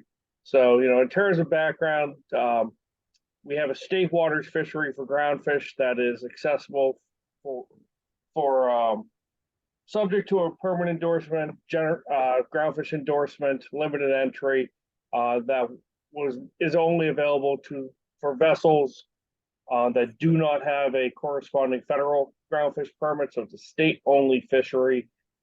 It's subject to a series of gear-specific closures, such as inshore mobile gear closures that are historic, dating back almost 100 years at this point, that are generally time area closures to prevent interactions with fixed gear and user group conflicts. Then we have gillnet closures throughout the winter and early spring to protect right whales and harbor porpoise.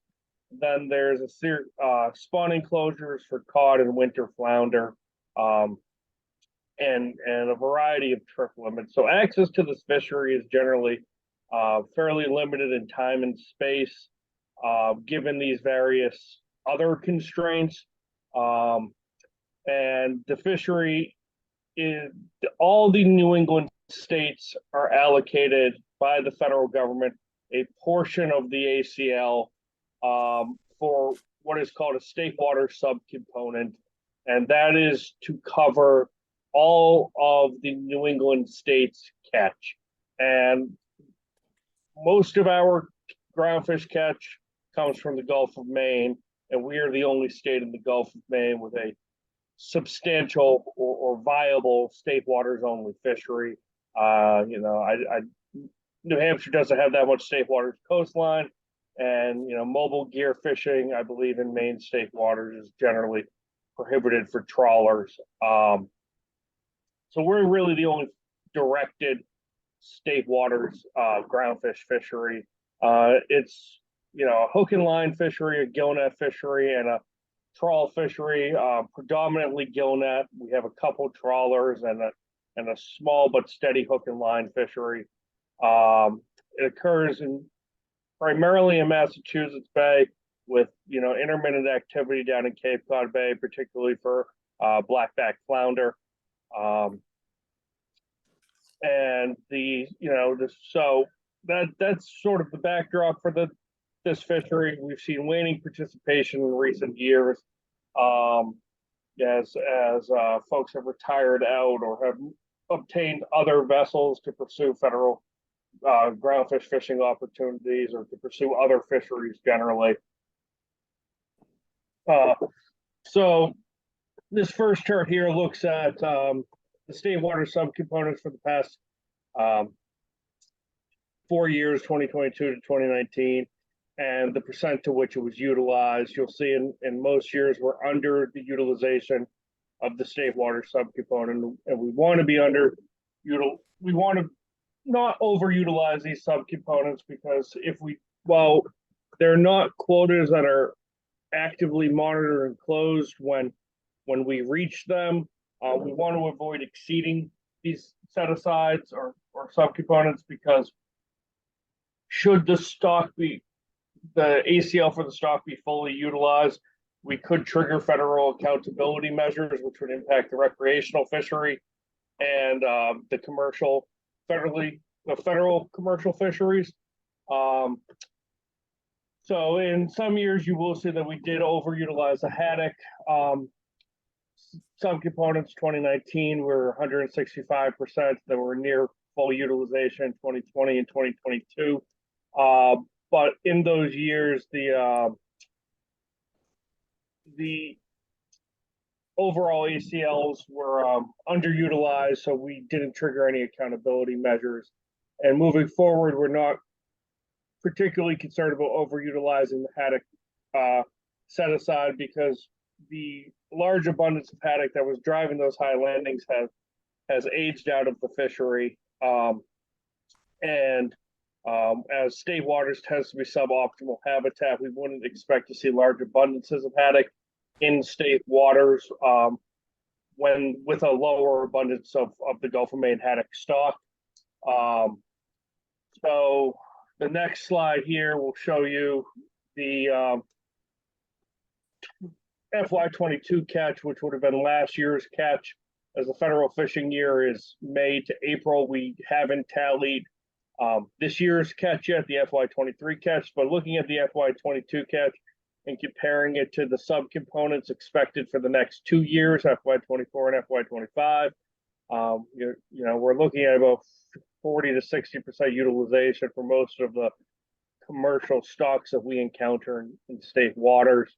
So,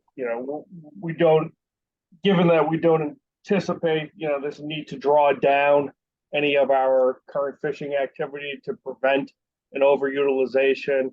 And with that in mind, we received a proposal last winter, early spring, to move the southern boundary of the May commercial groundfish closure from Boston to Nahant. We didn't have the ability to take this out to public hearing. Given the timing that we received this request last year, we weren't able to take action on it for this current fishing year, but we told the requester that we would review it for the 24 fishing year. And we've done that. And we think it's a viable proposal to move that up. Industry has requested it because it will provide them with particularly gill netters with some additional access to target flatfish and shore once the gill net closure to protect right whales is opened in May. Reduce steaming time for kind of the North Shore based fishers rather than having fish south of Boston. They could fish a little bit closer to port or reduce the overhead associated with that. It avoids large spawning cod aggregations that we're aware of off Eagle Ridge, which is sort of east of Salem. So those remain protected. There's adequate subcomponent available to accommodate additional harvest, particularly species like winter flounder, which would be targeted. And again, catch and effort in this fishery is limited by a number of other factors, such as the other, area closures, gear closures, fish availability, fishable bottom. So we don't think that this minor increase in spatial access is going to drive a tremendous amount of fishing effort I will know that in prior years, the industry member who requested this did request that we move this line up to 4230, which would be Marblehead, and we denied that because of the presence of that Eagle Ridge spawning cod aggregation. So as this protects the Eagle Ridge spawning cod aggregation and some of the other cod aggregations we've seen in the more northern part of Massachusetts Bay and the IBF surveys, that we're comfortable lifting that closure for this carp here. So we're going to move to propose that this winter. So I'll take questions, Mr. Chair, if there are any. Questions for Jared on the proposal? Khalil? Khalil, you're recognized. Thank you, Mr. Chair. Thank you, Jared. Hey, Jared, could you go back to the very first slide? I think it's table 3 on my memo, but yep. So I want to go to FY19.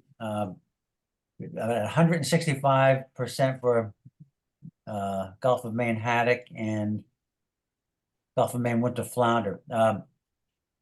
Is that an overage, or can you explain that? Overage of the subcomponent. So these subcomponents aren't monitored in real time like we monitor our quotas. We do an end of the year inventory with NOAA Fisheries, and that we're allowed to exceed the subcomponents. There are no paybacks should we do that. The problem becomes when the ACL overall for federal, commercial, recreational, and the state water subcomponent is exceeded. That triggers federal accountability measures, which will require payback from federal commercial fisheries and the recreational fishery. So we're okay to exceed the state water subcomponent, provided that overage rather doesn't result in the exceedance of the total ACL. We want to avoid that because we don't want our state waters fishery to trigger accountability measures, which would affect the recreational fishery and the federally permitted commercial fisheries. So in these years in FY19 for both winter flounder and haddock, the overall ACL was largely underutilized. So we were okay exceeding, the haddock subcomponent by 130,000 pounds or the winter flounder subcomponent by 40,000 pounds because there was more than that in the full ACL remaining. And for winter flounder, we'd expect that moving forward. And for haddock, we wouldn't expect catch rates to be as high. And so in the instance of haddock, catch rates were high because there was a large abundance of haddock. And when haddock are more abundant, we'll see more of them in state waters. And there was a dragger who is no longer active in this fishery, who was targeting haddock, and was responsible for a large amount of our landings in those years when we're up above 100,000 pounds. And winter flounder, landings of that, because this fishery is so small, landings can fluctuate on an annual basis based on participation. And I believe in 2019, some of those landings were increased by more trawl fishing effort in Cape Cod Bay. But again, if you look at this next chart for haddock, or this next chart comparing the catch in the most recent year, FY22, to those subcomponents, where we're well under for both of those species, and we'd expect catch to be more similar to FY 2022 than FY19. Thank you, Jared, for the clarification. We good, Khalil? I am. Thank you. Thank you, Khalil. Jared, any other hands? I'm not seeing any other questions. Well, no other questions. We'll move on. Mackerel trip limit for state waters. I believe Melanie Yep. is going to deal with that. Thank you, Melanie. Yeah, no problem. Morning, Chair. Morning, Commission members. Jared, I don't have any slides for this. Oh, great. You put that up. I was going to say you could pull up I took care of you. Yeah, I was going to say you could just reference that table. So perfect. And this is a good reference as I walk through why we're proposing a commercial trip limit for Atlantic mackerel.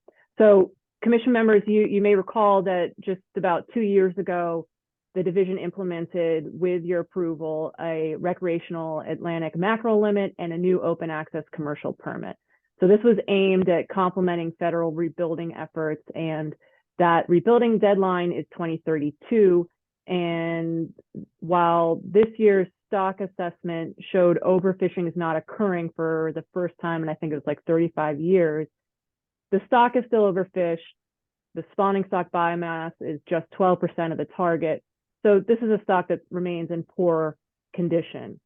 And because of that, the Mid-Atlantic Fishery Management Council, which is the lead for that fishery management plan, has continued efforts to ensure rebuilding. And so that's translated into a few management decisions made by the Mid just this past week, including acceptable biological catch limits and reduced possession limits.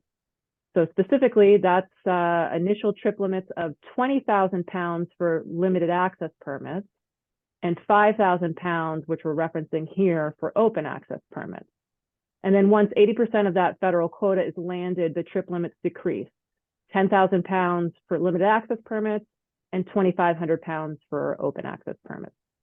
So bringing this all back to state waters and the commission today, the division is looking to complement that federal open access trip limit for our commercial permit holders. So in other words, the state-only commercial mackerel permit holders could land up to that 5,000 pounds until the feds lower their trip limit. And then the state would only allow landings of 2,500 pounds. So it's a dynamic within year possession limit.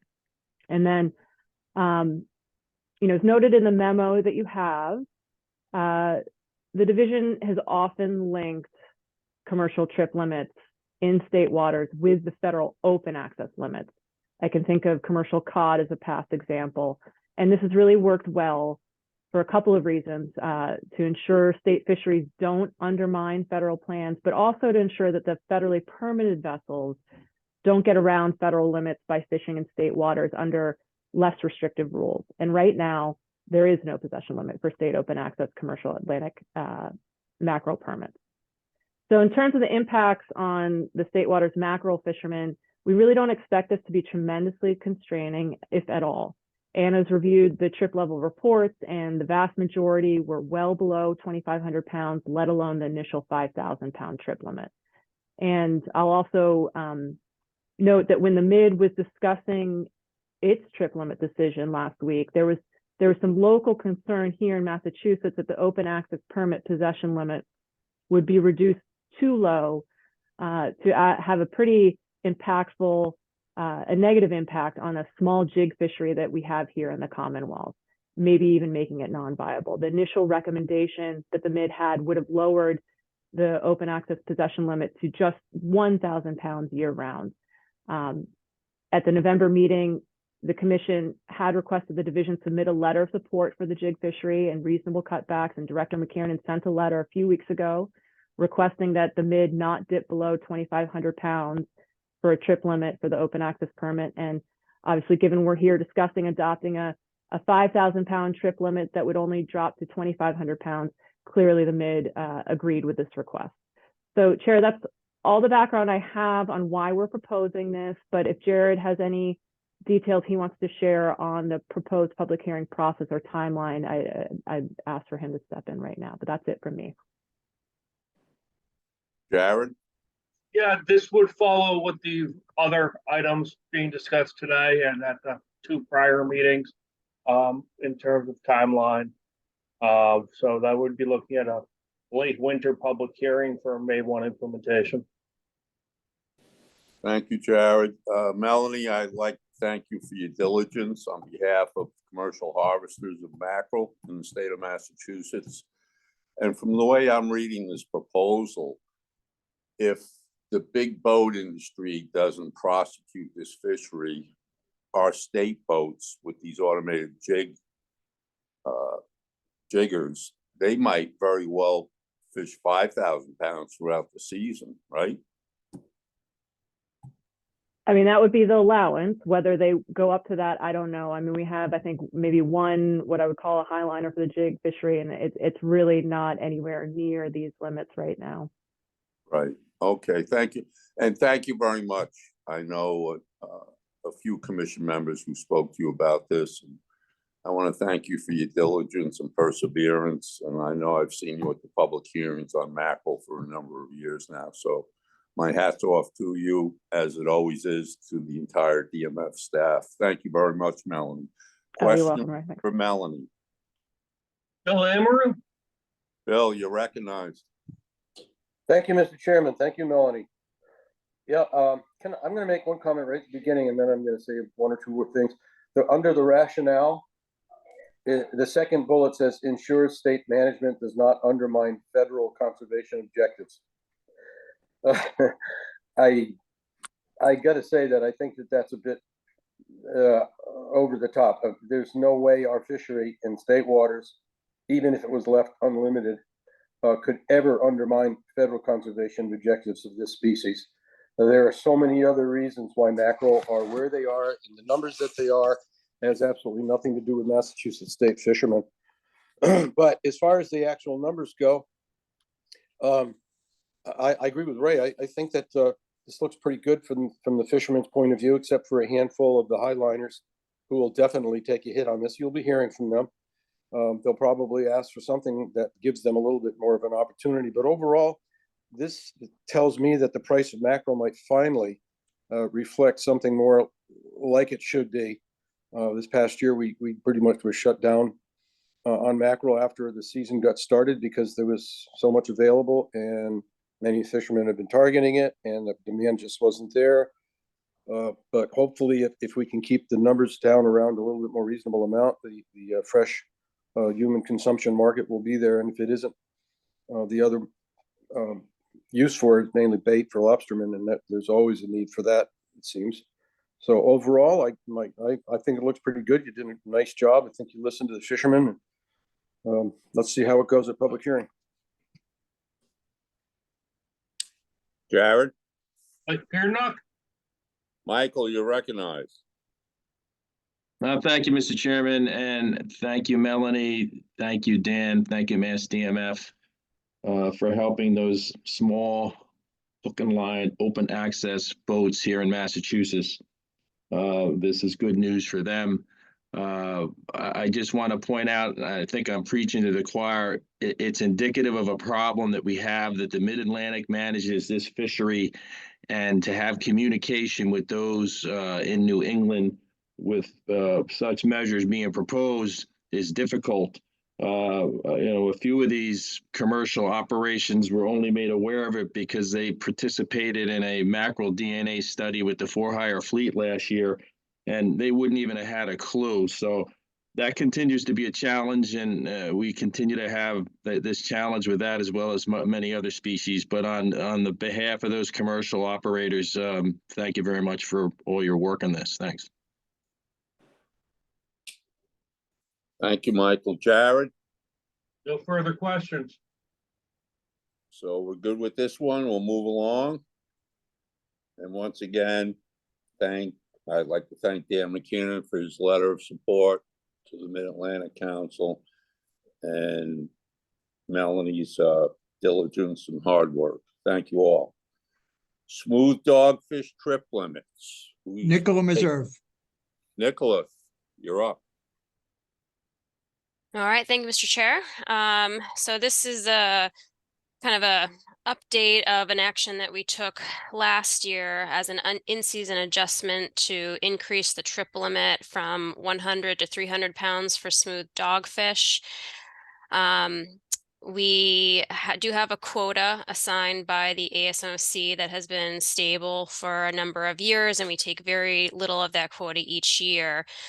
So that in-season adjustment last year responded to an industry request to consider a small increase in the trip limit for trips when they do encounter smooth dogfish to be able to keep more than the 100-pound limit. So I can't reveal any data for this past year under the increased trip limit because it's confidential, but there were several vessels that took advantage of the increase in the trip limit, and we did use more of the state quota than prior years. So we're just looking to kind of formalize this trip limit from last year in the regulations through a proposal for public hearing. That's it. Very good, Nicola. Questions for Nicola? Not seeing any hands raised. I have one question. Nicola, this fishery pretty much is in Nantucket Sound, right? Correct. Thank you. Right, this is generally a bycatch in the trawl fishery, summertime, mixed species Okay, well, trawl fishery. I'm happy that these harvesters have found a market for these smooth dogfish. Khalil?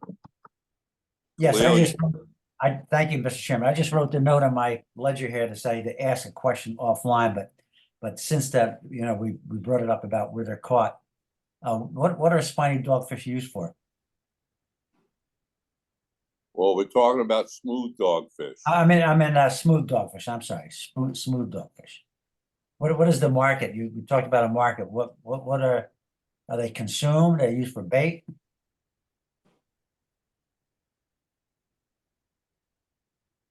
Jared? I don't have a good answer there. I mean, if it's the same market as the spinies, that there is a food market for that. My understanding is that there's not much targeted fishing effort for them, or retention of them because of the work that goes into dressing them for landing. But there are a few harvesters that I know that do take these and they do have a market for them, and they're willing to, put in the work to get them to be landable.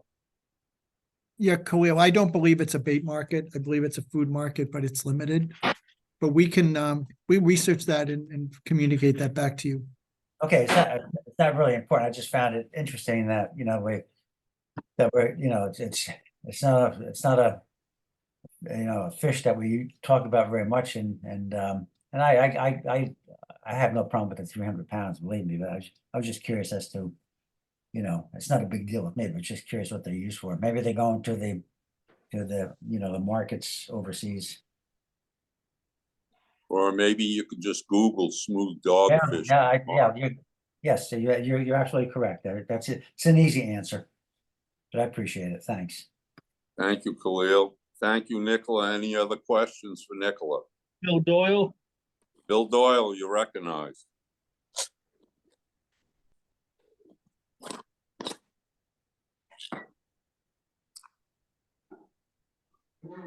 Bill Doyle? Bill? I'm sorry, I was having what do we call it? Technical difficulty. Khalil, historically, I don't know if this is still true, but what they call the backs of the dogfish, the fillets, most of it has ended up in Great Britain as fish and chips, and the bellies go to Germany to be pickled. And that's all I know about where they go. Thank you, Bill. Thank you, Bill. Can we move along to discussion items? Not seeing any other hands raised, Mr. Chair. Thank you, Jared. Interstate Fisheries Management update. Yep, Nicola stays up. She's still at the plate. Okay, and I presume she's gonna have something to put on the screen. I am. Just one moment. How's that look on your end? Very good, thank you. Super.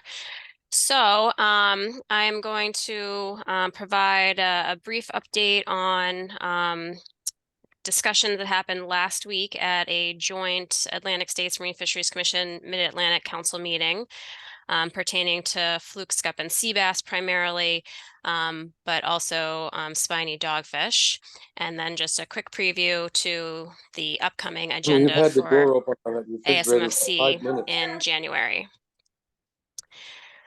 So this meeting was largely centered on the recreational specifications for fluke, scup, and sea bass. Next year, the recreational harvest limits for the 3 species, as well as the commercial quotas, had been set at the August meeting, including a 40% decline in the fluke recreational harvest limit, a 42% increase in the scup recreational harvest, and a 4% decline in the black sea bass recreational harvest limit.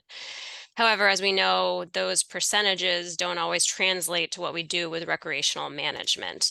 The approach that is used now is referred to as a percent change approach, which is provided in this schematic on the right here, where the first consideration is whether, what our expected harvest is going to be under status quo measures compared to the coming recreational harvest limit. So whether or not you're expected to be below the RHL, close to the RHL, or over the RHL dictates whether you take a liberalization, stay pretty much the same, or take a reduction. The second step, and that process does include a confidence interval around the projected harvest now, which is a change from 2 years prior where we were not looking at that confidence interval.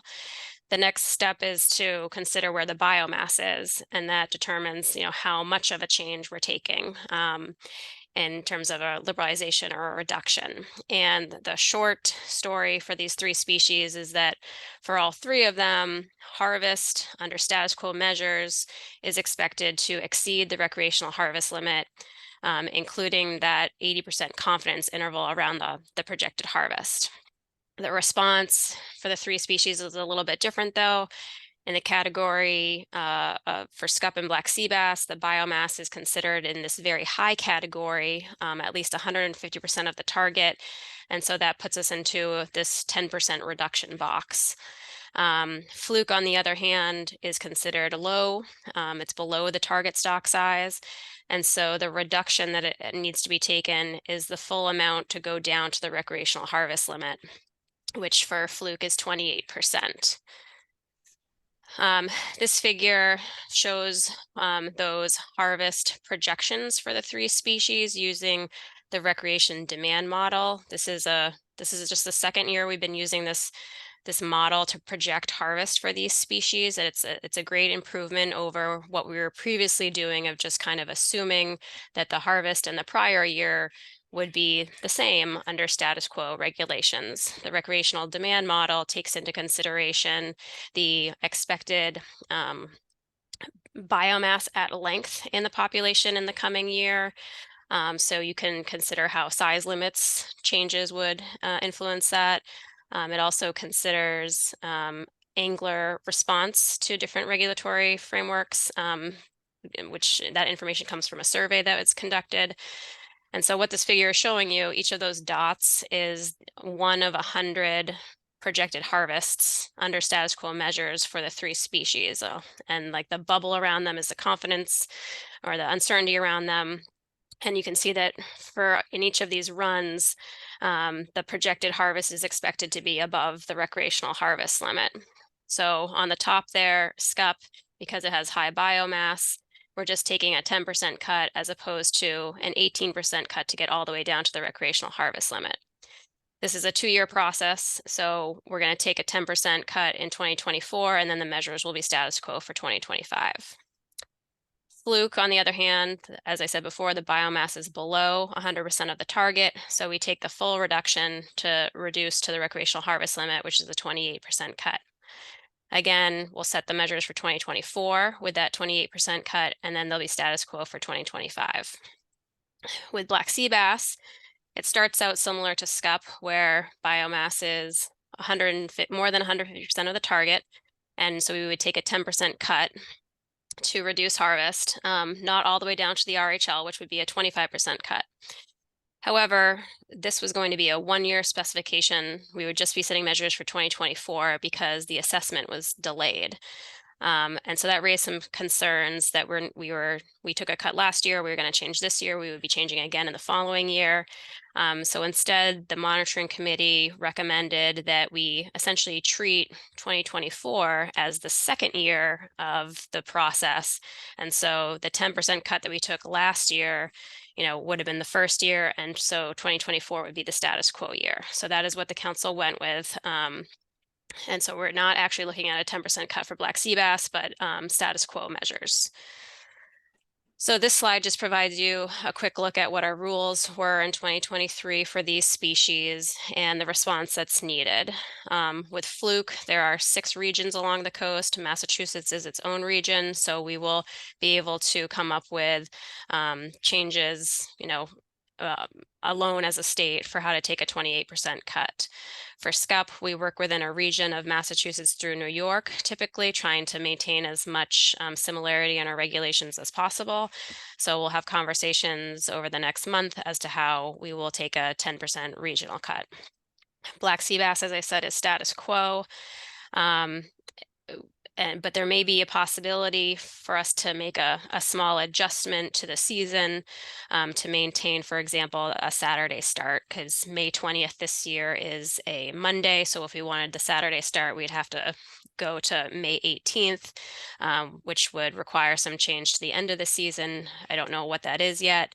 And if this will be kind of blessed by the technical committee, but the request was made to allow consideration of some small seasonal adjustments, even though it is technically status quo. In terms of the timeline, the ASMC staff is currently scheduling a board meeting in mid-February to approve the state's range of options, and we know that we'll have to go through emergency rulemaking to implement those changes by May 1 once we get approval. So the parts that we're still working on a little bit, I'm expecting that we're going to have about a month time to develop our range of options before the technical committee reviews them. Then after that board meeting to approve the range of proposals in February, we will go through our normal process for these species to have a kind of an informal scoping meeting to get public input in late February or early March, so that we can come to the commission at your March meeting to agree upon the rules that we'll implement through emergency rulemaking. And then that would subsequently be followed up by formal rulemaking to have them on the books for more than just the 90-day period of emergency rules. On the commercial front at the joint meeting, there was some discussion about trawl mesh size requirements and exemptions in the commercial fluke fishery. The council had held some scoping meetings over the last month or two, looking at whether or not there should be changes to the trawl minimum mesh sizes for the commercial fluke fishery, which is currently 5.5-inch diamond or 6-inch square. And based on that public information response, the council is not planning to consider changing the trawl minimum mesh. They were initially asking whether or not the 6-inch square should be dropped as a option, or whether or not the 6-inch square should be something higher to better correspond with the 5.5-inch diamond mesh. But right now, no further changes are going to be considered. However, the council and ASMSC, provided they both put it on their action plans for next year, may be looking into some modifications to 2 of the exemption programs from that minimum mesh. There's a small mesh exemption program, the area of which is shown in this map on the right. In that area, from November 1st to April 30th, there is an allowance to catch more than the 200-pound bycatch limit of fluke with mesh smaller than the minimum mesh that's established. So the council and commission want to look in, there was an industry request to expand that area. So the council and commission may be looking into that further, as well as how that program is evaluated.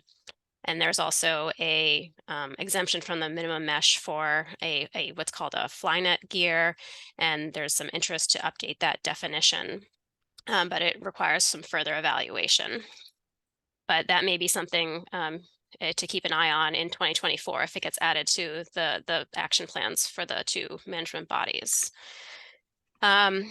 Spiny dogfish was also on the agenda to establish the quotas for the next 3 years. There was a new assessment that informed this discussion. the stock is not overfished or experiencing overfishing. In 2022, the terminal year, however, overfishing was occurring in about the prior 10 years. And additionally, the spawning output has declined from the prior levels and does not support the types of 20 to 30 million pound quotas that we have seen in the last 10 years or so. So there was a small difference in the quotas that were recommended by the committee, and then which was approved, and what was approved by the council. I only mention this because Garfo, who has to approve the council recommendation, was the lone dissenting vote on what the council approved, and this action has to also go through the New England Council and the ASMFC. So there's still a little bit of it's not clear yet what the quotas will be quite yet, but we are looking at a reduction from 12 million pounds to somewhere in the 10 to 11 million pound range for 2024.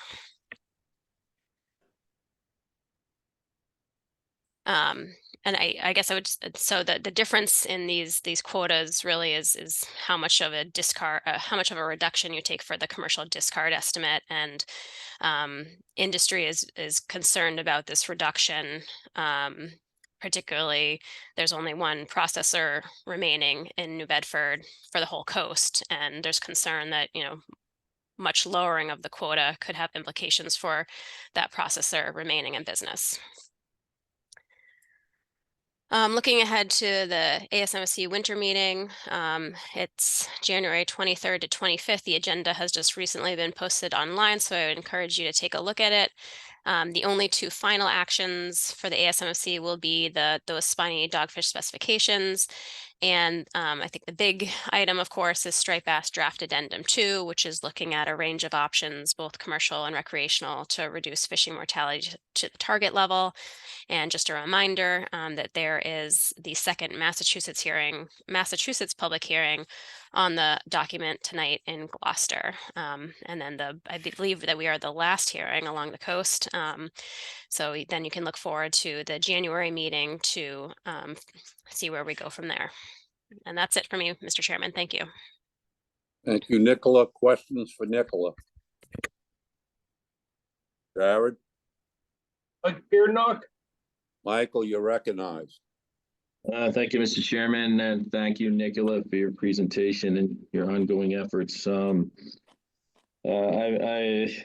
see what's proposed as far as the timelines for scup, black sea bass, and summer flounder, and once again, I can just hear what we're going to hear from the public about these timelines and how they disrupt having an understanding of what the season or bag limit's going to be for the for-hire fleet, as well as the recreational community. So I just throw that out there. I don't know what the answer is, but we continue, or the public continues to say such each year. My question is specific to scup, because I don't think it's the case for black sea bass and summer flounder, but has the commercial quota still under for scup? And I don't think that was the case for black sea bass and summer flounder. Yes, I think the utilization last year of the scup commercial quota was a little bit better because the quota was lower, but moving into the coming year, I would expect that there's going to be a large commercial underage, which there is not a transfer provision where we can move commercial quota to the recreational fishery. It does tend to help at the end of the year, when recreational harvest exceeds the RHL, the ACL ultimately often is not exceeded because of some of that commercial underage.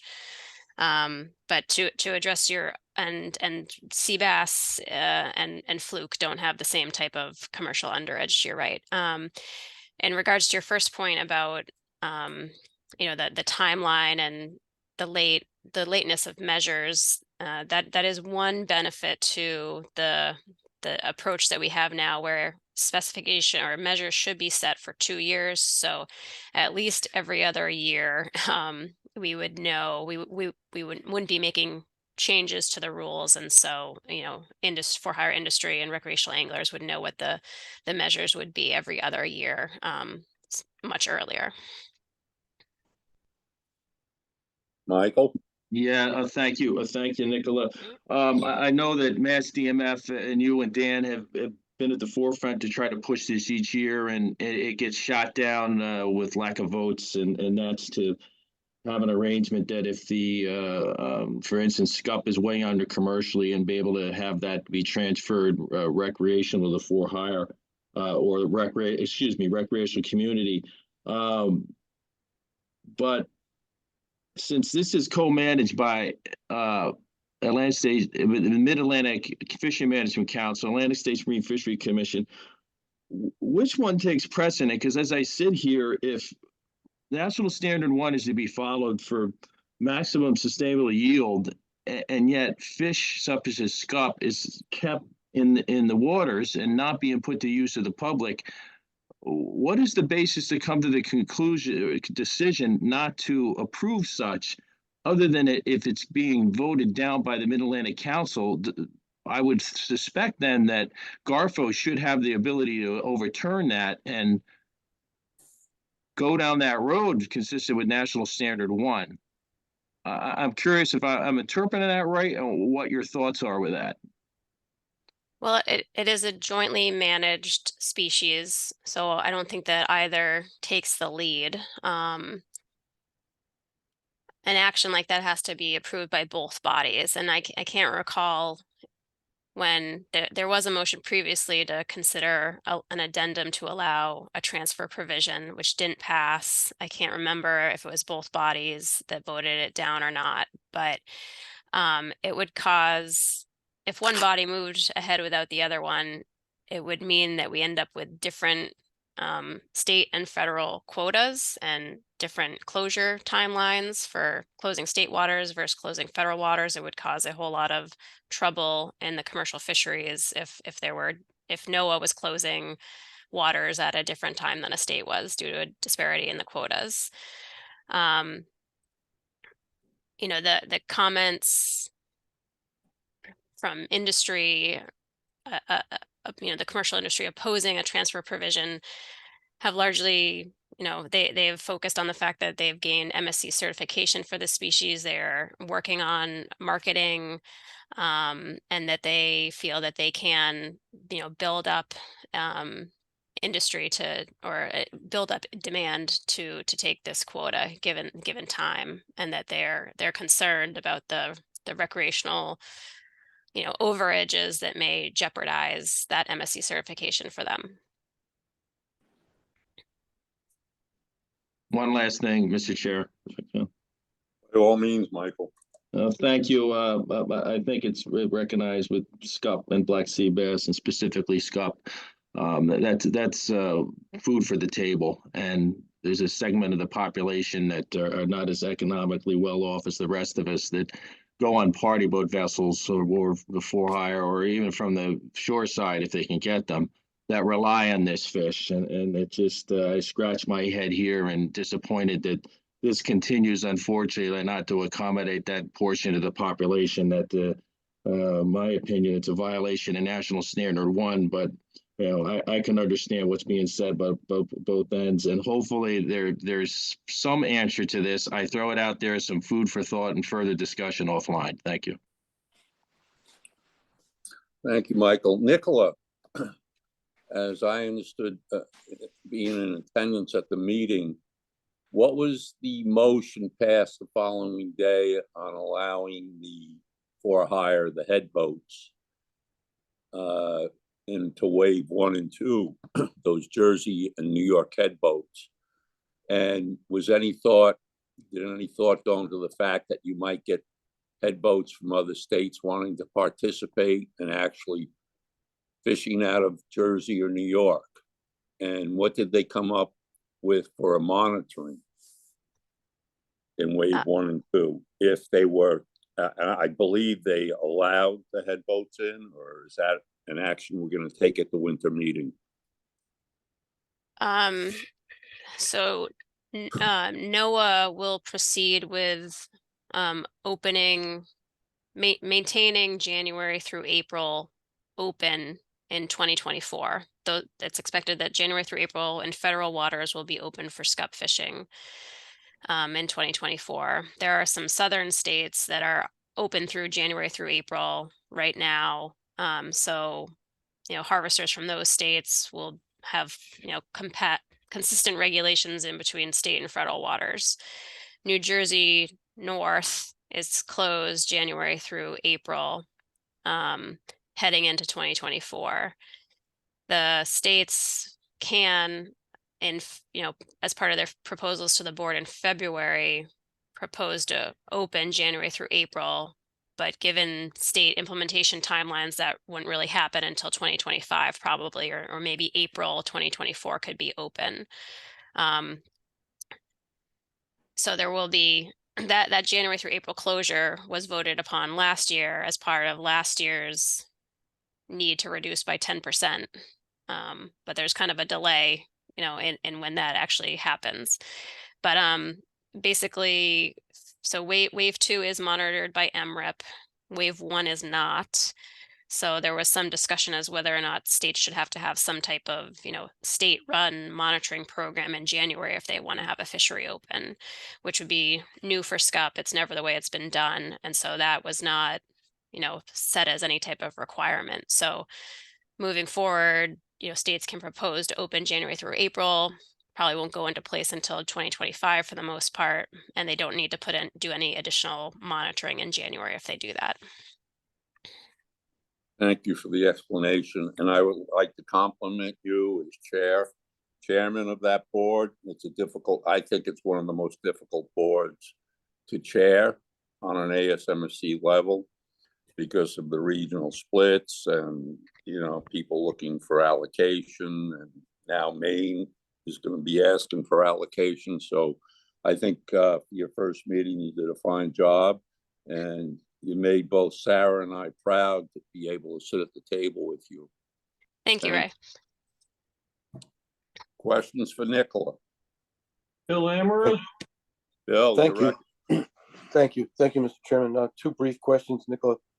The first one, can you put the chartlet back on that shows the purple area that would increase the, yes, thank you. Doesn't this run counter to New England groundfish regulations, which are fundamentally built around the mesh size that we have for our trawl fishery at 6.5 inches minimum size? How could they do this and still be within regulations? Well, I think it is not. So this is a long-standing exemption program that would, I think it means that groundfish are not being taken in this fishery. I think it was largely a squid fishery. Yeah, but it goes all the way up. Accommodated. It covers the entire Georges Bank fishery, Gulf of Maine fishery. I don't know how many fluke they catch up in those areas, but if it allows for small mesh to be used in those fisheries, we might as well throw away our groundfish management plan. Well, it allows for summer flounder to be taken in that Yeah, small but mesh. but if they're using smaller mesh to do it, it undermines the goals and the mode by which we have been managing New England groundfish resources. Anyway, that's my question, and I don't know how Garfo could be at the meeting and have that chartlet be created without commenting something about how the interactions with groundfish would be avoided. The other question I have is about the black sea bass, and I think one other Scott with how is it that technically that you can be at 150% of the target of a resource and still call for a 10% reduction? I know in the end you told us that there wouldn't be that 10% reduction, but I don't understand how the recommendation gets footing instead of it being an increase in the possibility of harvest when there's 150% of target. It is a difficult thing to explain and understand, which is why the council and commission have moved forward with this approach where, that biomass level is considered in terms of how much of a reduction you take. But the way the management plan is structured is that a recreational harvest limit is established each year, and we set measures to try to achieve that. And if your harvest is expected to be greater than it, you take a reduction. Now it's moderated by if the biomass is very high, but there still is a reduction because the management plan is structured on those catch limits. I get it. I get it. I was looking at it as the stock was 150%, not the potential take. Yeah, it is unlike, striped bass where we manage by fishing mortality. We wait for the stock assessment and say, fishing mortality is too high. Now we have to take a cut. Instead, we're setting limits each year, and is harvest projected to be above it or below it, and do we need to take a cut to stay within that amount? Okay. Hey, Nicola, to Bill's question, is it not true that these particular management plans have targeted percentages attributable to commercial and rec, like a pie sharing, by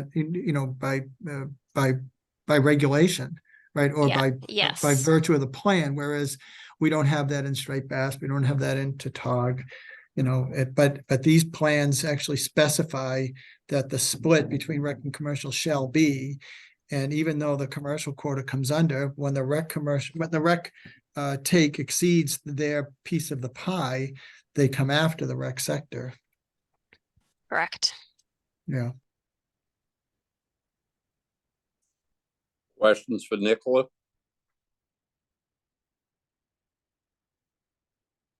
Jared? Not seeing any further questions, Mr. Chair.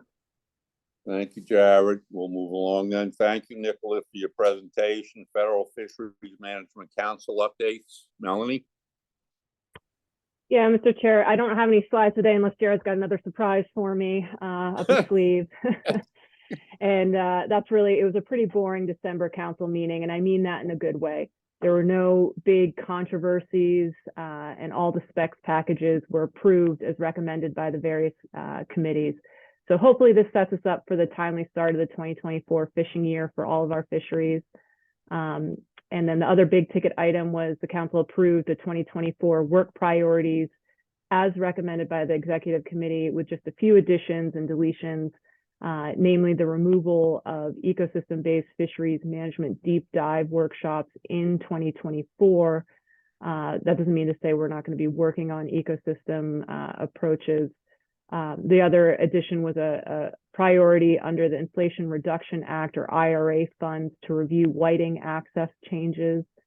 Again, back to EBFM, what this really means is that the council will be focused on adopting ecosystem approaches that are kind of more akin to how the discussion and the approaches have unfolded at the MID and ASMSC, with their integrated ecosystem considerations with things like the reference points. So looking ahead, the council meets again shortly at the end of January. This meeting is usually involving final decisions on recreational groundfish measures. And as Nick noted, we'll be following up on the MID's lead with spiny dogfish specifications.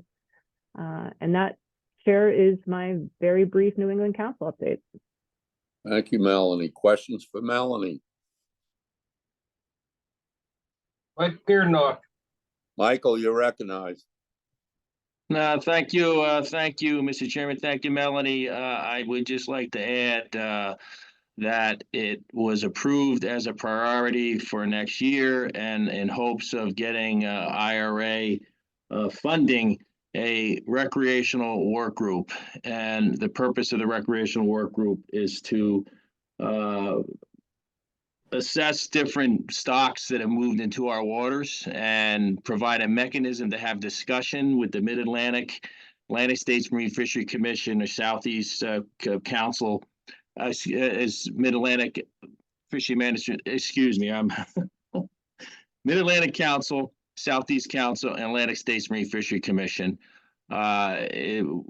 It's to provide a mechanism to discuss how those fish have moved into our waters and how there's a disconnect between the seasons and the bag limits and what our observations are in the water, of which many of these species we've talked about today and we continue to talk about each meeting. So I'm pleased, and the recreational community is pleased to see it. And it's a great starting point for that part of that sector or that recreational community to be heard at the table. Thank you. Thank you, Michael. Questions for Melanie? Thank you, Michael. Questions for Melanie? Michael, you're recognized. Michael, you're recognized. Thank you. Thank you, Mr. Chairman. Thank you, Melanie. I would just like to add that it was approved as a priority for next year, and in hopes of getting IRA funding a recreational work group. And the purpose of the recreational work group is to Thank you, Michael. I have one question to you, Michael. So will you be traveling down to the Mid-Atlantic to speak on behalf of recreational fishermen from the New England Council? As part of this work group or as Yes. part of? Well, that's yet to be determined. There's two waves here, and the second wave of recommendations for funding are supposed to go in at the end of January. If it gets approved, it's probably a good year away. And how that works and what this mechanism and how that works, that's not clear at this point, other than it's going to be a forum to have that kind of discussion. Thank you, Michael. Questions for Melanie? Not seeing any other hands raised, Mr. Chair. Thank you, Jared. Let's move along to wind energy update. Mr. Chairman, Justin Bopp, who is our offshore wind specialist, is going to give a brief presentation. It's our thinking that we would try to bring some of this information to you, not every month, but maybe every second meeting or so, just to keep the commission informed and to be able to provide answers to questions or do some inquiries between meetings to provide answers to our commission members. Thank you, Dan. Justin, you have the floor. Thank you, Mr. Chair. Good morning, everyone. I wanted to provide a brief overview of what's going on with Southern New England pretty quickly, and then go into some current compensation efforts that are underway, given that South Fork and Vineyard Wind are undergoing construction. And then I'll finalize based on the draft Gulf of Maine areas, discuss what happened over the past couple months with BOEM stakeholder meetings, and then going into next steps on what's next for the Gulf of Maine. So for Southern New England, as we're all well aware, there are 9 different projects just south of Massachusetts, around 20 nautical miles, from the southern edge of Buzzards Bay. And I want to update you on the fact that Vineyard Wind and South Fork have officially installed their first few turbines. Vineyard Wind 1 has installed 5 and South Fork has installed their first. South Fork actually was able to generate power to New York a couple weeks ago from that first turbine, and Vineyard Wind is expected to power from its first 5 turbines to Massachusetts by the end of the year. So Vineyard Wind is still undergoing its monopile installations as well as its towers and interarray cables. South Fork has all of its monopiles installed, but is currently waiting for towers to be installed. So all in all, Vineyard Wind and South Fork Wind should have all of their turbines up and ready to go by the first quarter of 2024. And in terms of what's next, in terms of construction in the Southern New England area, is the Revolution Wind project that was recently approved by BOEM. It has their construction operation plan approved. So that sets the stage for construction to probably begin in 2024. And then all of their projects are under various phases of environmental review and siting in the Southern New England area. So those will likely, assuming your review goes as planned, the earliest construction for any of these projects would be 2025, 2026 at the earliest. And just to provide you with some context of Vineyard Wind, this is a map. It's showing you about half of their 62 turbine foundations are installed. You can see here on this map, those yellow dots represent monopiles where these yellow transition pieces, which link the tower and the monopile together, were installed. The white are the foundations that are installed. And then you see the turbine indicators suggesting that, these towers and blades are up within the Vineyard Wind area. And all in all, when you include the turbine tower and the rotor diameter, these 13 megawatt turbines are reaching heights of around 800 feet. So I wanted to also just transition into some fisheries mitigation status programs that we agreed to over the past few months through federal consistency with our counterparts at the Office of Coastal Zone Management in Massachusetts. There were some agreements between New England Wind and Sunrise Wind for the direct compensation program, which compensate commercial and for-hire fishers as well as shoreside businesses impacted by offshore wind construction, potential exclusion during maintenance of operations, in addition to potential accessibility issues associated with decommissioning. So for New England Wind, their first phase project known as Park City Wind, so they have two phases. Through the direct compensation program, they totaled to 5.8 million for direct compensation funds. They also established a Fisheries Innovation Fund that's in addition to the Vineyard Wind Innovation Fund. The premise behind these innovations funds is to support, grant programs for tech and innovation, for upgrades to commercial and for hire vessels, as well as potentially provide grants for fisheries resource impacts associated with offshore wind development. And through this fund, through New England Winds, first phase is that we have totaled to 1.5 million. So between the Vineyard Wind fund and this fund through New England Wind, we have about over $3.2 million in total innovation funds that will be available over the next few years. Vineyard Wind's money we currently have in hand and are planning to convene the advisory panel for that in 2024 to decide on the best, how to best disseminate those funds. So the compensation total for New England Wind, when you can include the direct compensation and their innovation fund, totals to about $7.3 million. For Sunrise Wind, they also have a direct compensation program. They split the funds differently than New England. There's no innovation fund associated with Sunrise Wind, but they did dedicate $1 million towards a decommissioning fund, $1 million for a coastal community fund, which includes potential impacts of shoreside businesses, port businesses, etc. And then there's also a navigation fund to help assist fishers with upgrading their radar. So that compensation totals around 11.2 million for Sunrise. And what important to note is that the direct compensation programs by offshore wind developers, their eligibility as well as the payments and decisions of the applications are processed through an independent third party. So it's not directly involving the wind developers themselves. And the innovation funds, that's up to DMF to disseminate those funds with the assistance and guidance of the offshore science and fisheries advisory panel that will assist with those dissemination of those funds. And then for South Fork and Vineyard Wind, as I mentioned, construction is underway. And given that has happened, gear loss claims are open to fishers in case there's any damage or gear loss associated with interactions with offshore wind maintenance vessels or infrastructure. There is going to be more explicit websites for how to process direct compensation claims in January 2024 for both South Fork on Ørsted's website and through Vineyard Wind's website as well. So there's going to be information on how to apply for eligibility first, which is needed before one can receive payment. So you have to apply for eligibility. Then once you get notified of your eligibility status, you can provide supplemental information such as VTRs, logbooks, maybe tax forms, just to validate income, to then be processed by that third party.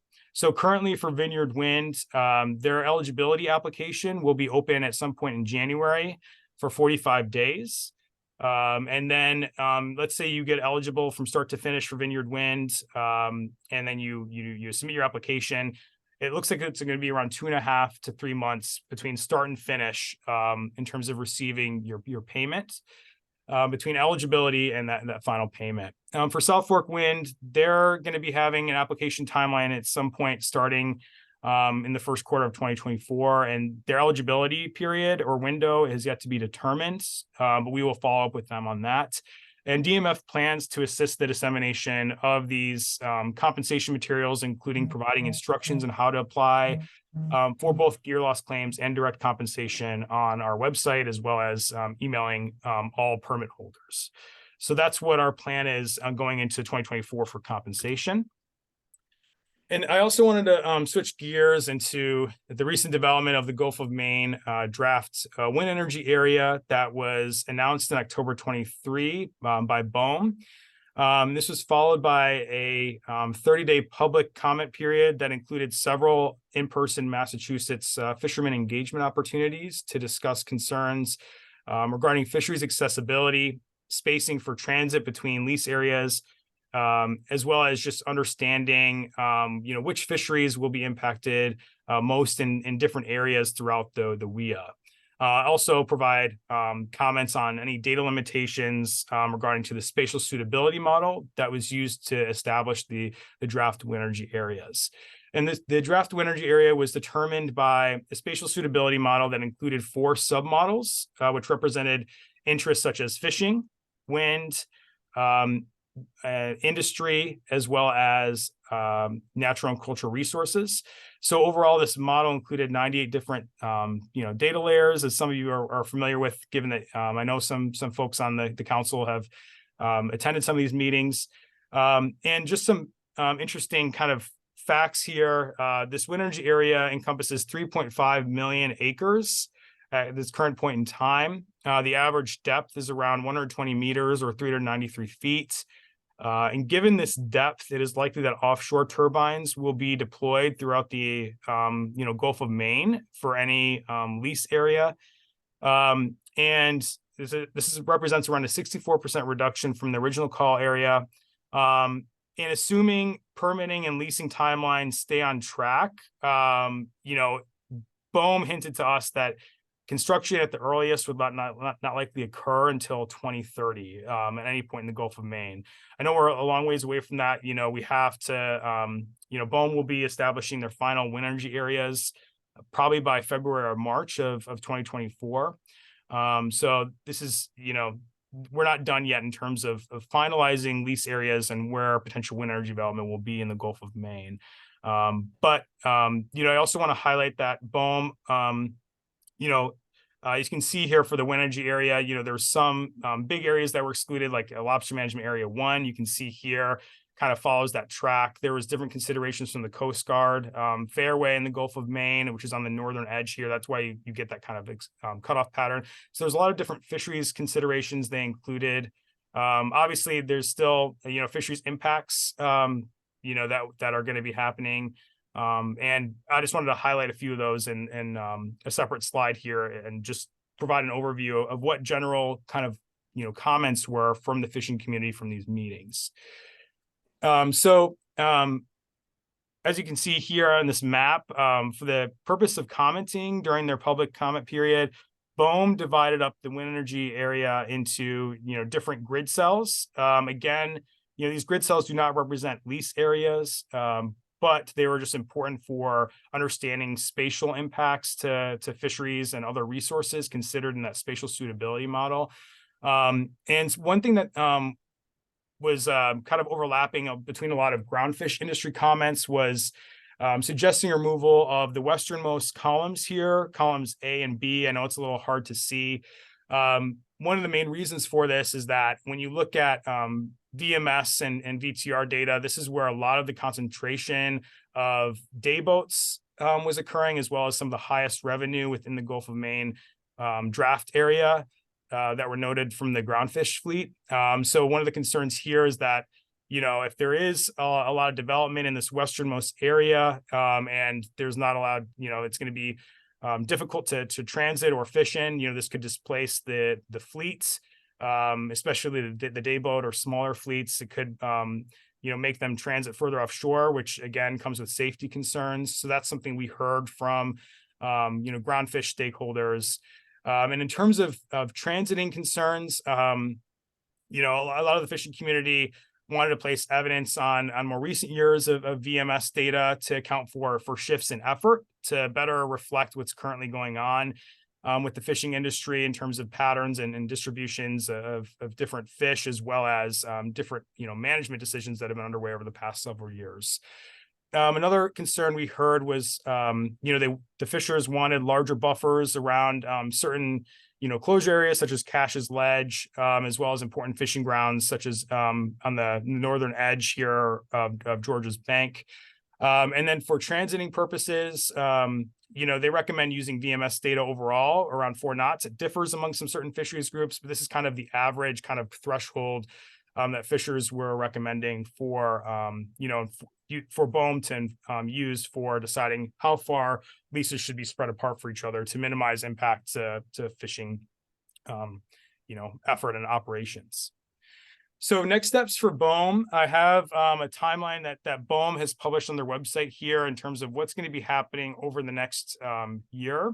So we're already in December 2023. BOEM is currently in the process of developing these final WIAs, which should be published in late February, early March of 2024. Once that happens, BOEM is then going to be releasing their proposed sale notice, which provides an opportunity for developers as well as public engagement opportunities to discuss lease terms and conditions, as well as understand what the size, area, and orientation of these potential wind energy areas will look like, and lease areas will look like. Understand different types of bidding credits, such as fishing compensation, conservation bidding credits, which can be used in replacement of full costs. So developers can, have these mitigation fund credits to offset up to 25% of their overall costs, which is reviewed by BOEM. So this will all be, provided in the proposed sale notice. And then once that proposed sale notice is established in late spring of 2024, there will be a 60-day comment period, in which fishers and everyone can engage in terms of recommending even further areas to be included or excluded, and raise further concerns there before final lease areas are established through that process. And then once the commenting period is over, there's a final sale notice, which will then provide a list of eligible bidders for the auctions, which will then occur in August to December of 2024. So there's a lot still underway in terms of the process of leasing within the Gulf of Maine. And really the big next public engagement opportunity for everyone will probably be in March through May of next year, following that proposed sale notice. So what's included in a proposed sale notice is some components of a description of the lease area, so you can raise issues of concern such as sensitive fish habitat, fishing impacts again in these different lease areas. It also provides fiscal terms such as like the bidding deposits for developers, and auction details, and how the bidding procedure will unfold. It also can include performance requirements such as environmental stipulations that a developer may need to adhere to, which we can also have comments on. And then feedback and public comment is again a part of this process. So in terms of DMF next steps on the Gulf of Maine, wind planning is, we plan to work with our counterparts at the Office of Coastal Zone Management on recommendations to BOEM during the proposed sale notice.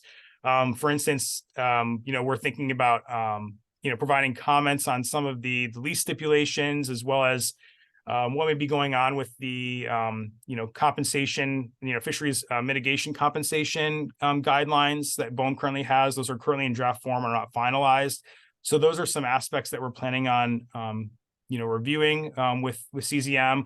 We're also planning on investigating potential port side impacts, especially for smaller fleets and the groundfish fishery as well throughout this process. And then again, reviewing bidding credits and requirements of developer, for the auction process, as well as reviewing construction operation plan details. I know we discussed at the Fisheries Working Group last meeting, the issue of boulder relocation associated with construction. So this is something that, we want to express to BOEM that, having some sort of standardized, boulder relocation plan for developers to follow to minimize impacts to the fishery is something, just one example of what we're currently reviewing and talking to with BOEM in terms of making, different requirements for their COPs or construction operation plans.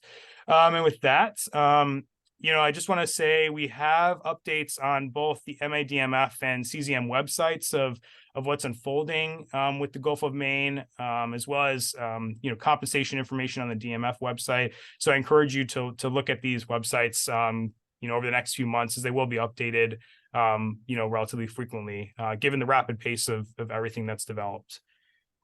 And with that, I'll take any questions. Thank you, Justin, for an in-depth explanation on your role at DMF. Questions for Justin? Not seeing any hands raised, Mr. Chair. Thank you very much, Justin. Enjoy the holidays. Thank you, Mr. Chair.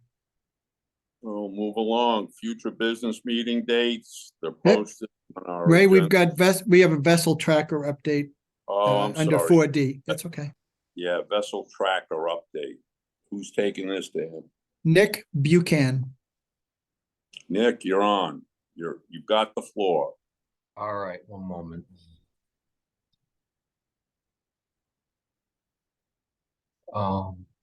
Jared, do you have my slides or disabled? No, Nick, you should be able to share. Said disabled. Oh, now it's working. All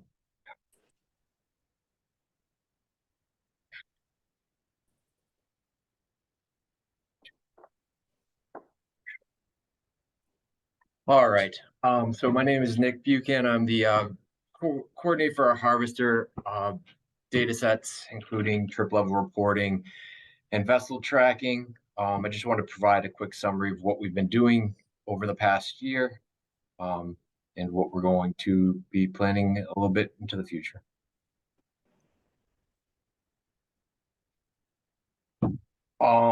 So in March, we after devices were approved and everything by ASMFC, DMF began its outreach campaign, including a mailing distribution.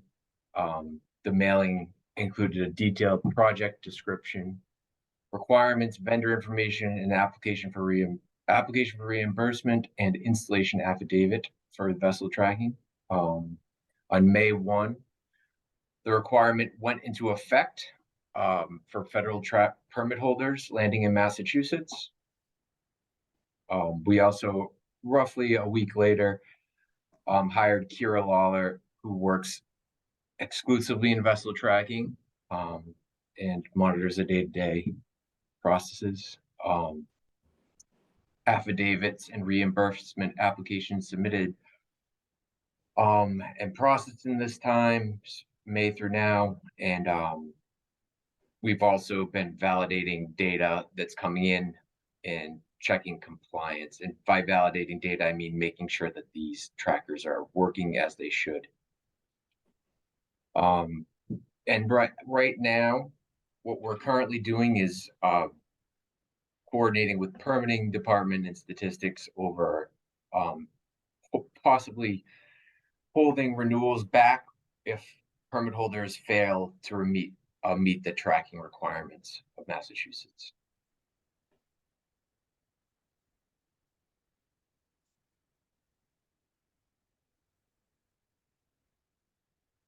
All right, so I just want to talk a bit about the administration of the project. Permit holders must certify that a device is installed in their vessel or opt out of trap fishing. And this was part of that mailing that was distributed, those documents. DMF confirms each device is functioning, provides a receipt to the permit holder, confirming that the device is working once the data is reviewed. If data are not received from a permit holder, we do alert them. And we've so far, the most recent data pull from ACCSP was on November 8th, prior to the previous commission meeting, and there were 241 vessels that have properly submitted data to ACCSP. I suspect that's closer to 250 now, as we've been working through some installation issues. And fishermen are occasionally not actually putting the device on until their first lobster trap trip. So by law, that is okay. So that's why there's a little bit of a disparity between opting in and receiving data. And we do monitor this compliance regularly by a mix of trip reports, dealer reports, permit information, and tracking data. We maintain a web page, email, and phone that's monitored daily. On weekends, we do check in to make sure there are no messages from permit holders. And the goal, so the tracking data is these are some of our goals. A comprehensive review of device performance will be conducted after a minimum of 1 year of data collection.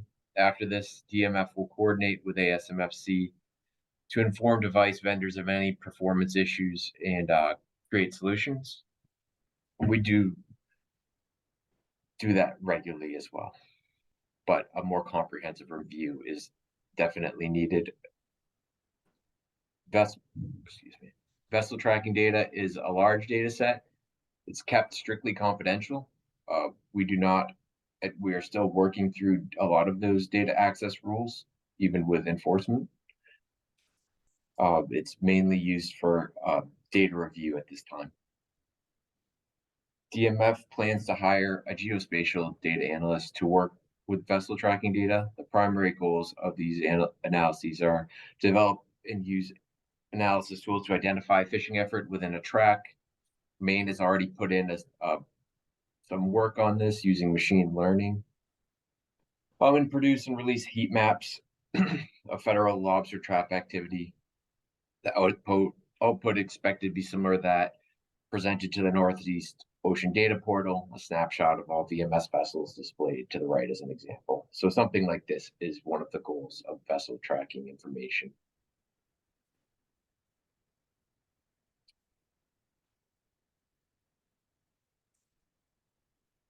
Hey, Nick. Partner, yes?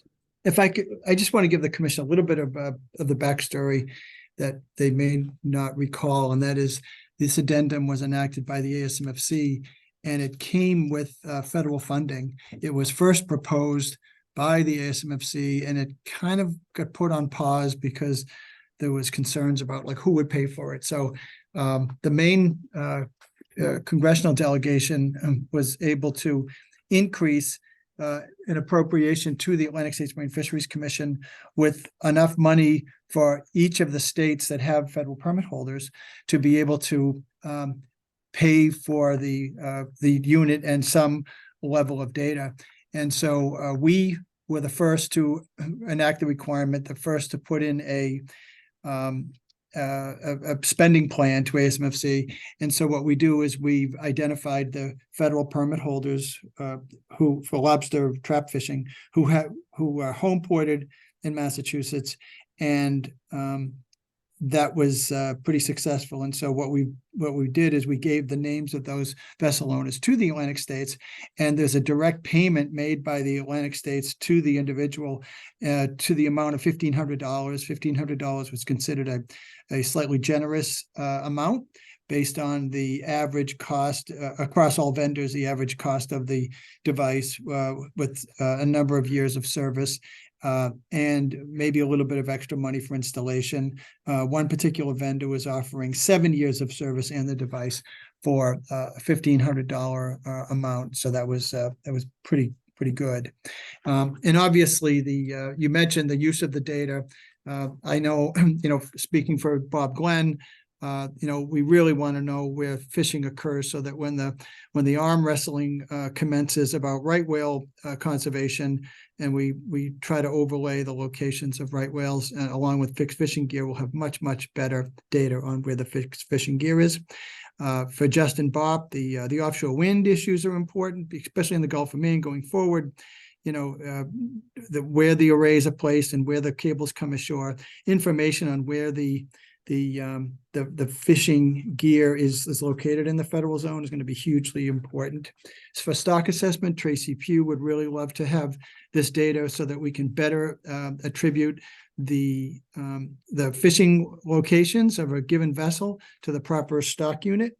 For enforcement purposes, that's not as cut and dry, but certainly you can imagine the offshore fishery when the Coast Guard or law enforcement wants to maybe inspect some gear that's not close to shore. It's great to have some target locations to investigate. And then finally, gear conflict investigations have been shown to be, quite, enhanced.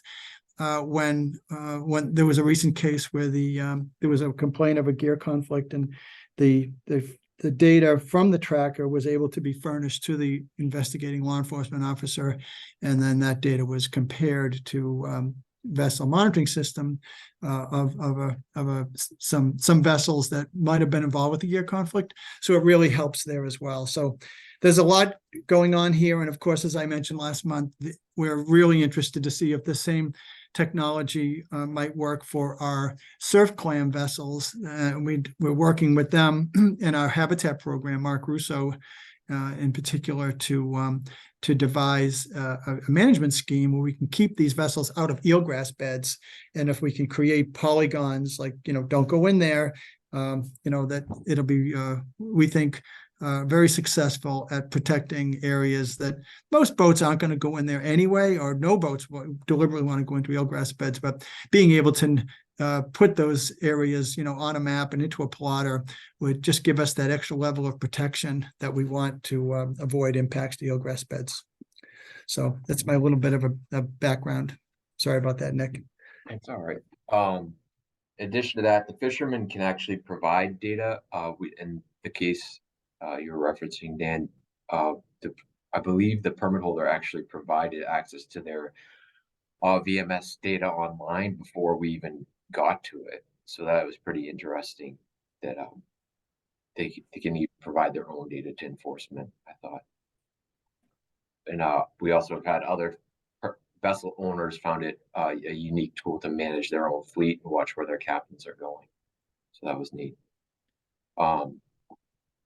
So we were the first state of the addendum 29 that Dan mentioned to implement the requirements in our state, and that got us kind of ahead of the ball game, and got a lot of the two devices we've deployed in Massachusetts. We had their attention, and I think it's gone relatively well without having to compete with other states for devices. There was also a lot of lessons learned from that. So DMF is assisted with the development and testing of the vessel tracking application at ACCSP, and without that live data from our devices, the use of this tool would never have been as successful as it will be. So we're learning something every day about how to better use that, and that is how we track compliance in the fishery. Then we also documents that we created, those manual, the mailings, outreach materials, and lessons learned have been shared with ASMFC and other state partners. And we participate in the ASMFC tracking device approval working group. We share nuances of each device with the partners and strategies on confirming device registration and evaluating installation. You could imagine with 241 devices working, you have to look for patterns to determine when they may not be installed correctly that are hard to detect. And then in April 1st of 2024, electronic VTRs are being implemented for all federal lobster trap permit holders by NOAA Fisheries.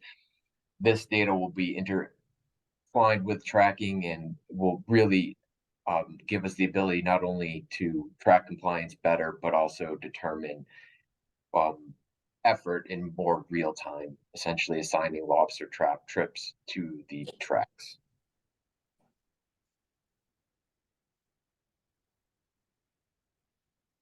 Before you take questions, Nick, I would like to tip my hat to Dan McKiernan. As I recall, Director McKiernan spearheaded this tracking system at ASMFC. I believe, Dan, you were the one who brought it forward at the table, so my hat is off to you.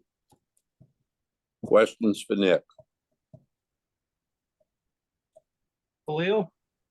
Khalil, you're recognized.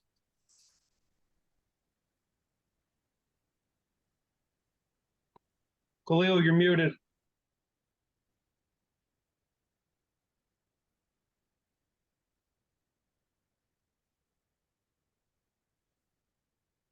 Khalil, you're muted.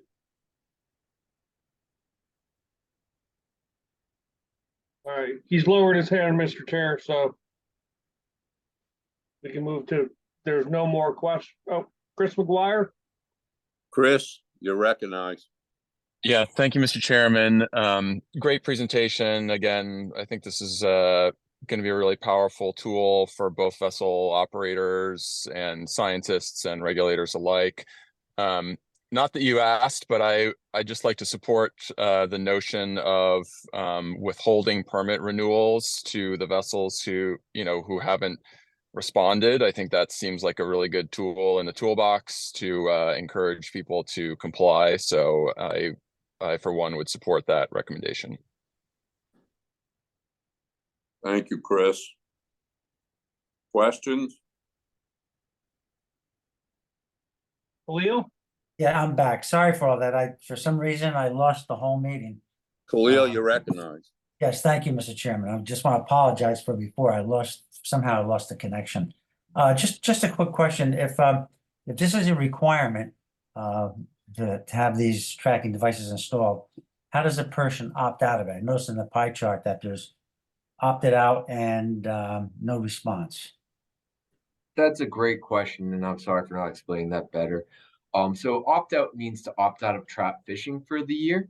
So a opt out person will say, I have this permit, but I don't plan to lobster trap fish this year. So I'll sign this form and I won't need to install a tracking device. Hey, Nick, is another reason the vessel owner or the permit holder put their federal lobster permit into what's called confirmation of permit history? They could do that. So CPH is or confirmation of permit history is a very tricky thing. So essentially, if you want, unlike state management, if you want to put your permit into CPH, you would have to put all of your federal permit into CPH, including, a Hangy or B or something like that. So some may elect not to do that. And that would just be, this is their way, I can continue to ground fish federally or something like that. They can opt out of trap fishing. Could they also put the federal permit into CPH and fish in state waters for lobsters and just avoid the tracker requirement? Yes, they could. Yeah, okay. I think that some folks have tried that and found it to be a bit tricky. It's not my expertise in the area, but of trap allegations and things like that, they found it not to be worth it. The installation for these trackers, as that you can see them in these pictures, they're very simple, and it's a relatively painless procedure once it's on board and powered on your vessel and install it correctly. That it just operates unlike a federal VMS unit. There's no declarations, no extra work, and going through all the work of putting your permit to CPH for instead of just taking a free tracking device. I think the better choice is to take the tracker.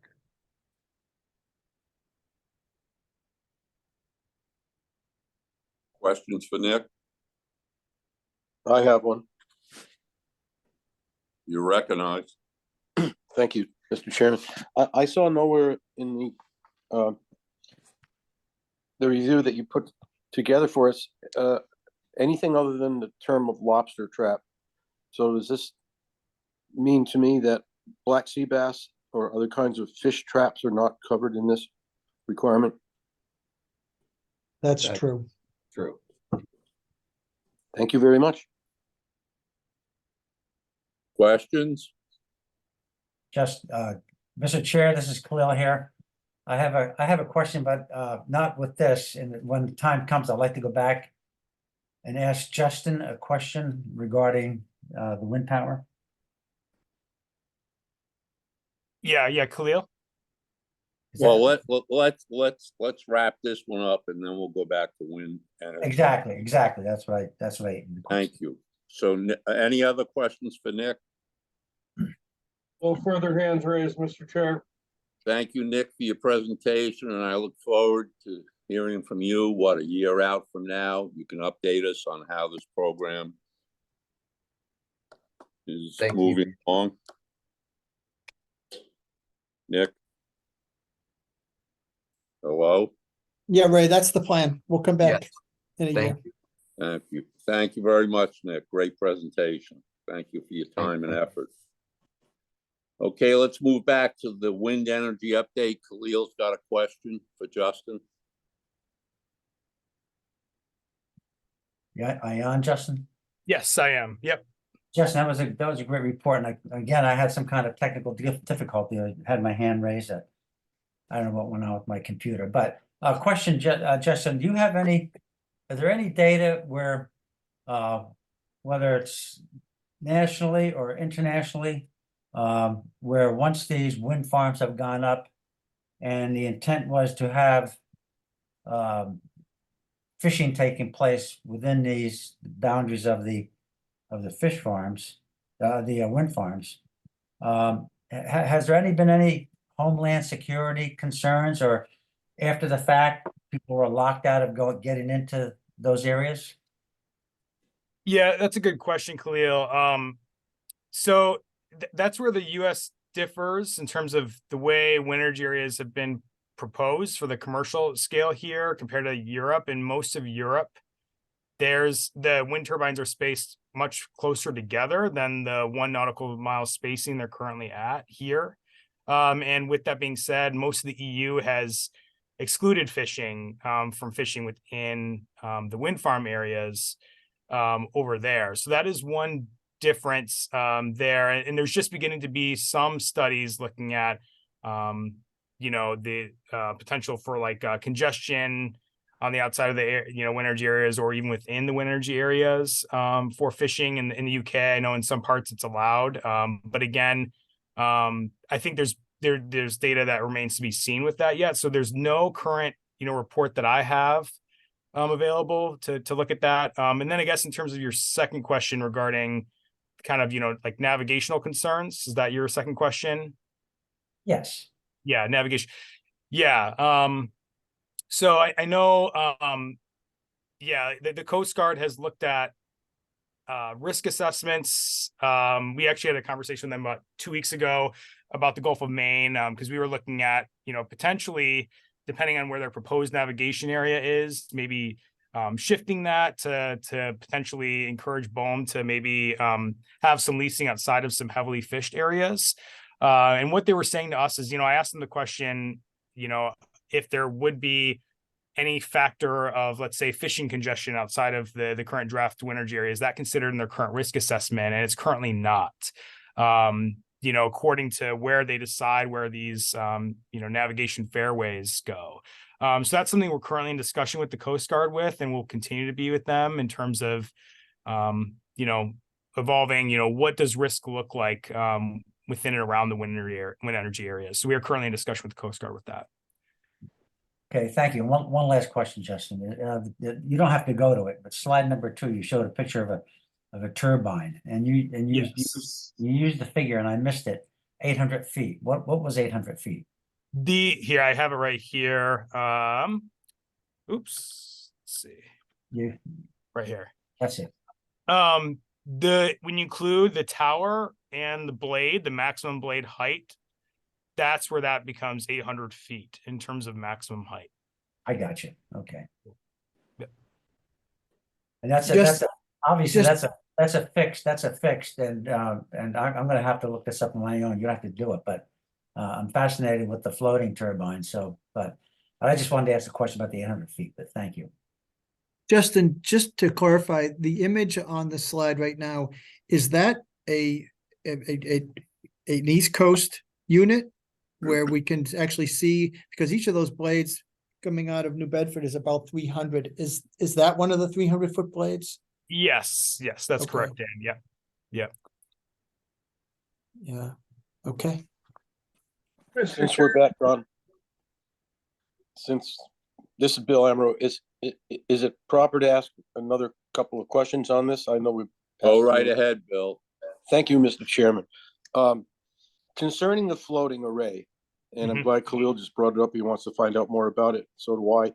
From what I understand, there's not going to be much information, because are there any currently in use like the ones that would be used in the Deepwater Gulf of Maine? Yeah, that's a good point, Bill. Europe has a small handful of floating turbines that are within the North Sea. So yeah, there's a lot of uncertainty regarding spacing, mooring design, even the base of the turbines. So that, and, you know, BOEM doesn't even have, you know, set recommendations for the wind industry on, you know, what this should look like, or what it's going to look like, right? So in terms of the design, so yeah, there's a lot of unknowns still with floating offshore winds, especially at this scale in the Gulf of Maine. Really, really important feature of the whole charting and everything that we had in that discussion in the Deepwater Gulf of Maine. We're on the verge of a giant experiment. And of course, we're all hopeful that it'll be a successful one. But I don't think that we can look at this as a short-term solution. Deep water operations, increasing the lengths of the cables to mainland points for distribution of the power, all of those challenges are going to be enormous. Oh yeah, no, they are. Yeah. And that's why we're having, you know, frequent discussions with BOEM on this, with our counterparts at CZM. I mean, because yeah, there's a lot of uncertainty, and we want to try to get some answers as well about, you know, what it's going to look like, to try to be as proactive as possible. Very good. Very, very well done. Excellent presentation. We really have to keep our ear to the ground on this. Yeah, this is really an important topic, and Khalil here again. And Mr. Chairman, just indulge me for a second here, or two, or a minute maybe, let's say. The thing is, these turbines, but back in the New Bedford meeting 4 or 5 years ago, I asked the question, you know, cradle to grave, the length of the lifespan of these turbines, and they're supposedly around 20 years or so. But if you think about the turbines that were put up in Blackburn Circle over here in Gloucester, we have one turbine down now because the blade fell off. What I'm getting at is that this is not just the, you know, once in and out and the turbines are there. There's going to be repairs to it. There's going to be other repair ships out there, construction crews, and it very well could impact the fishing, not the fishery, but the fishing that takes place out there. So this is not a one and done deal. You build a thing and you walk away from it. And I think all this has to be taken into consideration. Thank you. Thanks again, Jess. That was a great presentation. Thank you. Thank you, Kula. Thank you all. We're going to Lieutenant move Colonel this Moran. along now, folks, to other business, please, because Mr. Chair? we are going to have people, I believe, for public comment. Mr. Chair, Yes. you have a comment from Lieutenant Colonel Moran. Yep, just a quick question, Mr. Chair. The gear loss claims, are they going to be considered the same as gear conflicts? And do those need to get investigated by anybody? So with gear conflicts, you know, it was brought up actually on our fisheries working group meeting, you know, how that will be handled, you know, compared to like, you know, looking at like if it's a vessel interaction or a other fisheries gear interaction. And you know, Dan brought up a good point, you know, with the vessel tracking that we have, we can maybe resolve that. And I know for the gear loss claims, what's going to be happening in terms of the requirements of the application is that, you know, the submitter should submit, you know, some logbook data as well as any tracking data they have during that trip of loss, to see how close it was to like a survey vessel or operation vessel or something like that, to try to, you know, resolve that spatial and temporal overlap of that gear loss claim. So there is some work on that, but yeah, I mean, it's a good point to bring up, Pat, you know, how to resolve the two kind of, you know, different potential differences for gear loss and claims. Thank you for that. You good, Pat? All set, Mr. Chairman. Thank you. Thank you. No other questions about wind? No further hands raised, Mr. Chair.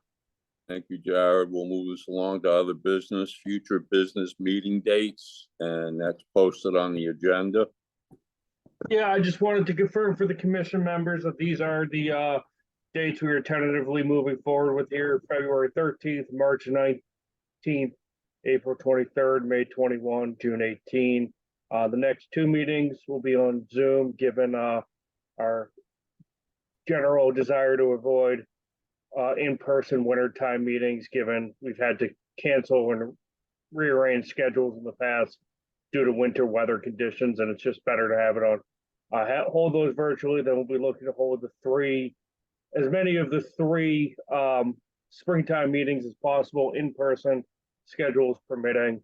And I'll try to keep these dates as firm as possible. But as I did mention, a couple hours ago at the outset of the meeting, our rulemaking process remains fairly protracted, and I may require a little bit of flexibility, particularly with regards to the timing of that March meeting should rulemaking be delayed, because we really do want to get the things that we've taken to you folks the last 3 meetings, today included, and get whatever final regs are ultimately approved into place by May 1, given that is kind of the de facto start date of our inshore fisheries. So that meeting may require a little bit of flexibility, but I'll have more information about the timeline in February when we meet again. Thank you, Jared. Questions for Jared on the agenda? Not seeing any hands, Mr. Chair. Who's that, Michael? Not seeing any hands raised. Not seeing any hands. Thank you. Commission member comments. Let's start with Khalil. I'm all set, Mr. Chairman. Thank you. Michael Piednock. No, thank you. Just like to wish everybody a happy holiday and a safe new year. Thank you. Bill Doyle. Bill Doyle.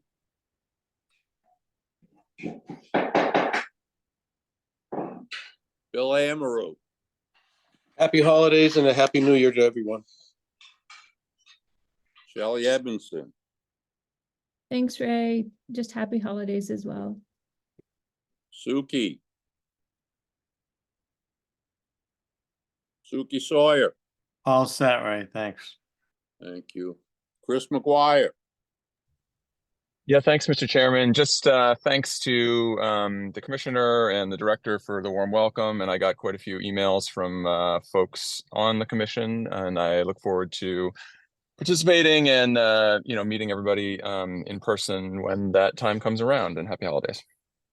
Congratulations, Chris. You did a great job after sending me the email that you'd be traveling and you'd be not zooming in, but phoning in. So congratulations. You were there for the entire meeting. My hat's off to you.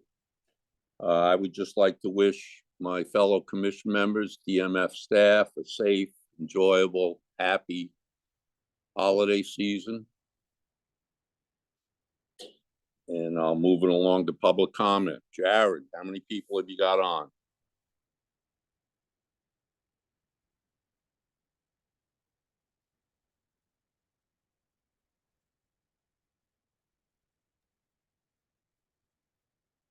Jared? I'm seeing 3, Ray. Oh, I'm sorry. I was muted. We have 3 hands raised. We have Heidi Ritchie, Cheryl Heller, and Brett Hoffmeister. We'll begin with Heidi Ritchie from Mass Audubon. Thank you. Thank you so much. Recognize you have 3 minutes. Thank you. I'll be very brief. This is Heidi Ritchie, Director of Policy and Advocacy at Mass Audubon. Just wanted to thank the DMF staff for reopening the process on the horseshoe crab regulations, and in particular, specifically looking again at a spawning harvest closure. We will be reviewing this very closely and submitting comments, and we look forward to that process. We do just want to reiterate what we had said in our letter to the commissioner about recognizing the intersection here with Executive Order 618 on biodiversity, and that while the population may be relatively stable at this point, it's still severely depleted compared to historically. And we'd like to see in the biodiversity goals a restoration goal where these animals could once again fulfill their ecosystem services role and be breeding on more of the beaches and providing food for shorebirds and the many other roles they have in the ecosystem. So we look forward to commenting in more detail through the process. And again, thank you for doing this. Thank you, Heidi. Next, Jared. Cheryl Heller. No, you're recognized. Hello? Cheryl? Hi, Cheryl. Hi, hello, everyone. Thank you for allowing us public comment. I'm Cheryl Heller, president of the Southeastern Massachusetts Pine Barrens Alliance, a group that works with Derek Perry to survey spawning horseshoe crabs on Long Beach and Plymouth. I'm also the coordinator of the Massachusetts Horseshoe Crab Advocates, which has about 200 active members statewide and is directed by a steering committee of a dozen scientists and professional conservationists. This year, 4 members of the steering committee submitted a proposal to the Natural Heritage and Endangered Species Program to add horseshoe crabs to the Endangered Species Act list as a species of special concern. We haven't had a chance to discuss Director McKiernan's proposal to restrict the take of horseshoe crabs for that 45-day period during spawning. But we certainly welcome and appreciate any movement towards the conservation of horseshoe crabs. We understand the complexity of balancing commercial with conservation interests and applaud Dan for suggesting the proposed changes in the regulations. Nevertheless, we are looking forward to the Mass Fish and Wildlife public hearings on the proposal to state list horseshoe crabs. The public hearings will provide an opportunity for us to present scientific information and generate conversations that we believe will lead to stronger efforts to both protect and rebuild the severely diminished horseshoe crab populations in Massachusetts, and in the process, protect and rebuild the many other species that depend on them. We hope this commission will participate in the public hearings, and we look forward to working with you to replenish horseshoe crabs for both human needs and to ensure an abundance of horseshoe crabs to support the sea creatures and shorebirds that depend on them. Thank you so much again for letting me share my thoughts. Thank you, Cheryl. Thank you, Cheryl. Jared, who's next? Brett Hoffmeister. Brett, you're recognized.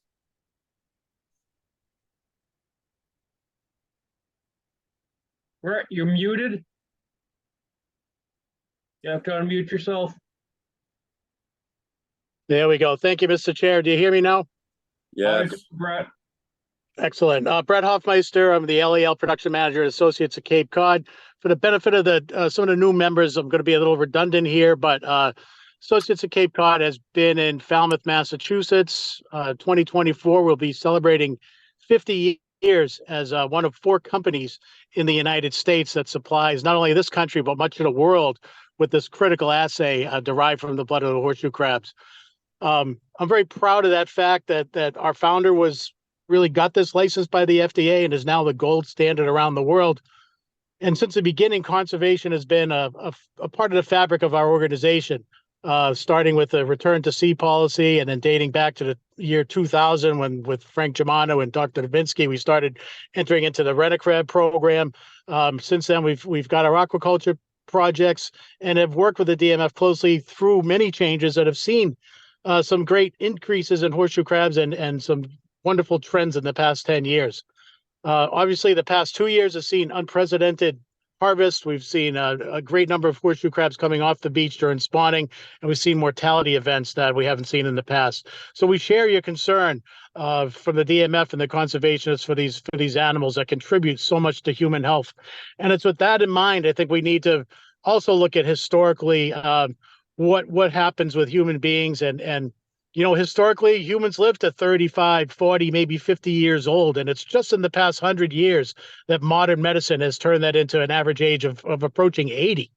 And that's really good news for the human race. and I'm proud to be part of that. LAL is a key component of that. Aside from the critical work that our company does, I'd like to point out that, you know, we do employ over 250 people, the majority of whom are focused around the Cape Cod area. We also offer employment opportunities to students, and we work with 10 colleges and universities to employ internships. We also have our aquaculture programs, and I'm sorry to say that, unfortunately, you know, these things are in jeopardy or potentially in jeopardy because of some of these management changes. And although conservation needs to be at the forefront of this, I want this commission to heavily weigh the fact that this is a critical process, critical product that's needed throughout this country, throughout the world, and that the educational opportunities we offer are something that I wish to continue. And although I don't fear for 2024 not having crabs accessible in May, it is part of our current business model that requires that. And I need to, you know, appeal to the DMF and appreciate the consideration of some sort of limited harvest in May. And to that end, even some sort of access to gravid females so that we can continue our aquaculture project, which has released over 1.2 million horseshoe crabs to the waters of the Commonwealth. So there's a lot of things at play here. I understand that. And I do appreciate everybody's efforts here. And I just wanted to make those comments for the benefit of those who may not know. And again, thank everybody in room, and thank everybody on this phone call, and I wish you all happy holidays.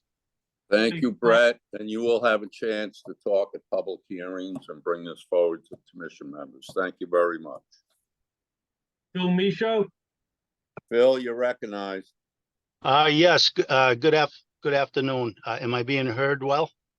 Yes, you are. You've got 3 minutes, Phil. Very good. I'll try to keep it quick. I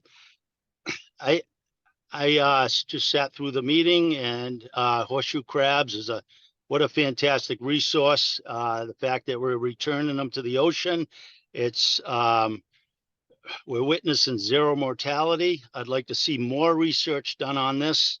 I want to back up everything that Brett said. He's got a lot of credibility, folks. He's been in the industry for a long time. He's well respected by all us fishermen. I've been commercial fishing for 40 years.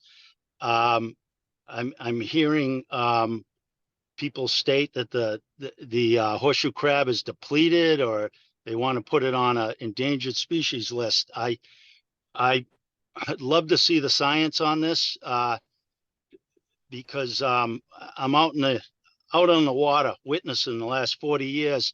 These numbers are increasing. I think DMF has taken wonderful steps over the years to protect the resource with the Luna closures, different pieces of it. And it's a great fishery. It employs a lot of people, helps out our local economy.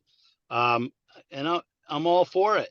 And as we move forward, I think we need to keep everything in mind that Brett said and look at the science. That's all I have to say. And I want everybody to have a good Christmas and a happy new year. Look forward to the future here. Over. Thank you, Phil. Jared, your next speaker. That is all for this afternoon, Mr. Chair. Thank you, Jared. Gentlemen, ladies and gentlemen, I need a motion to adjourn.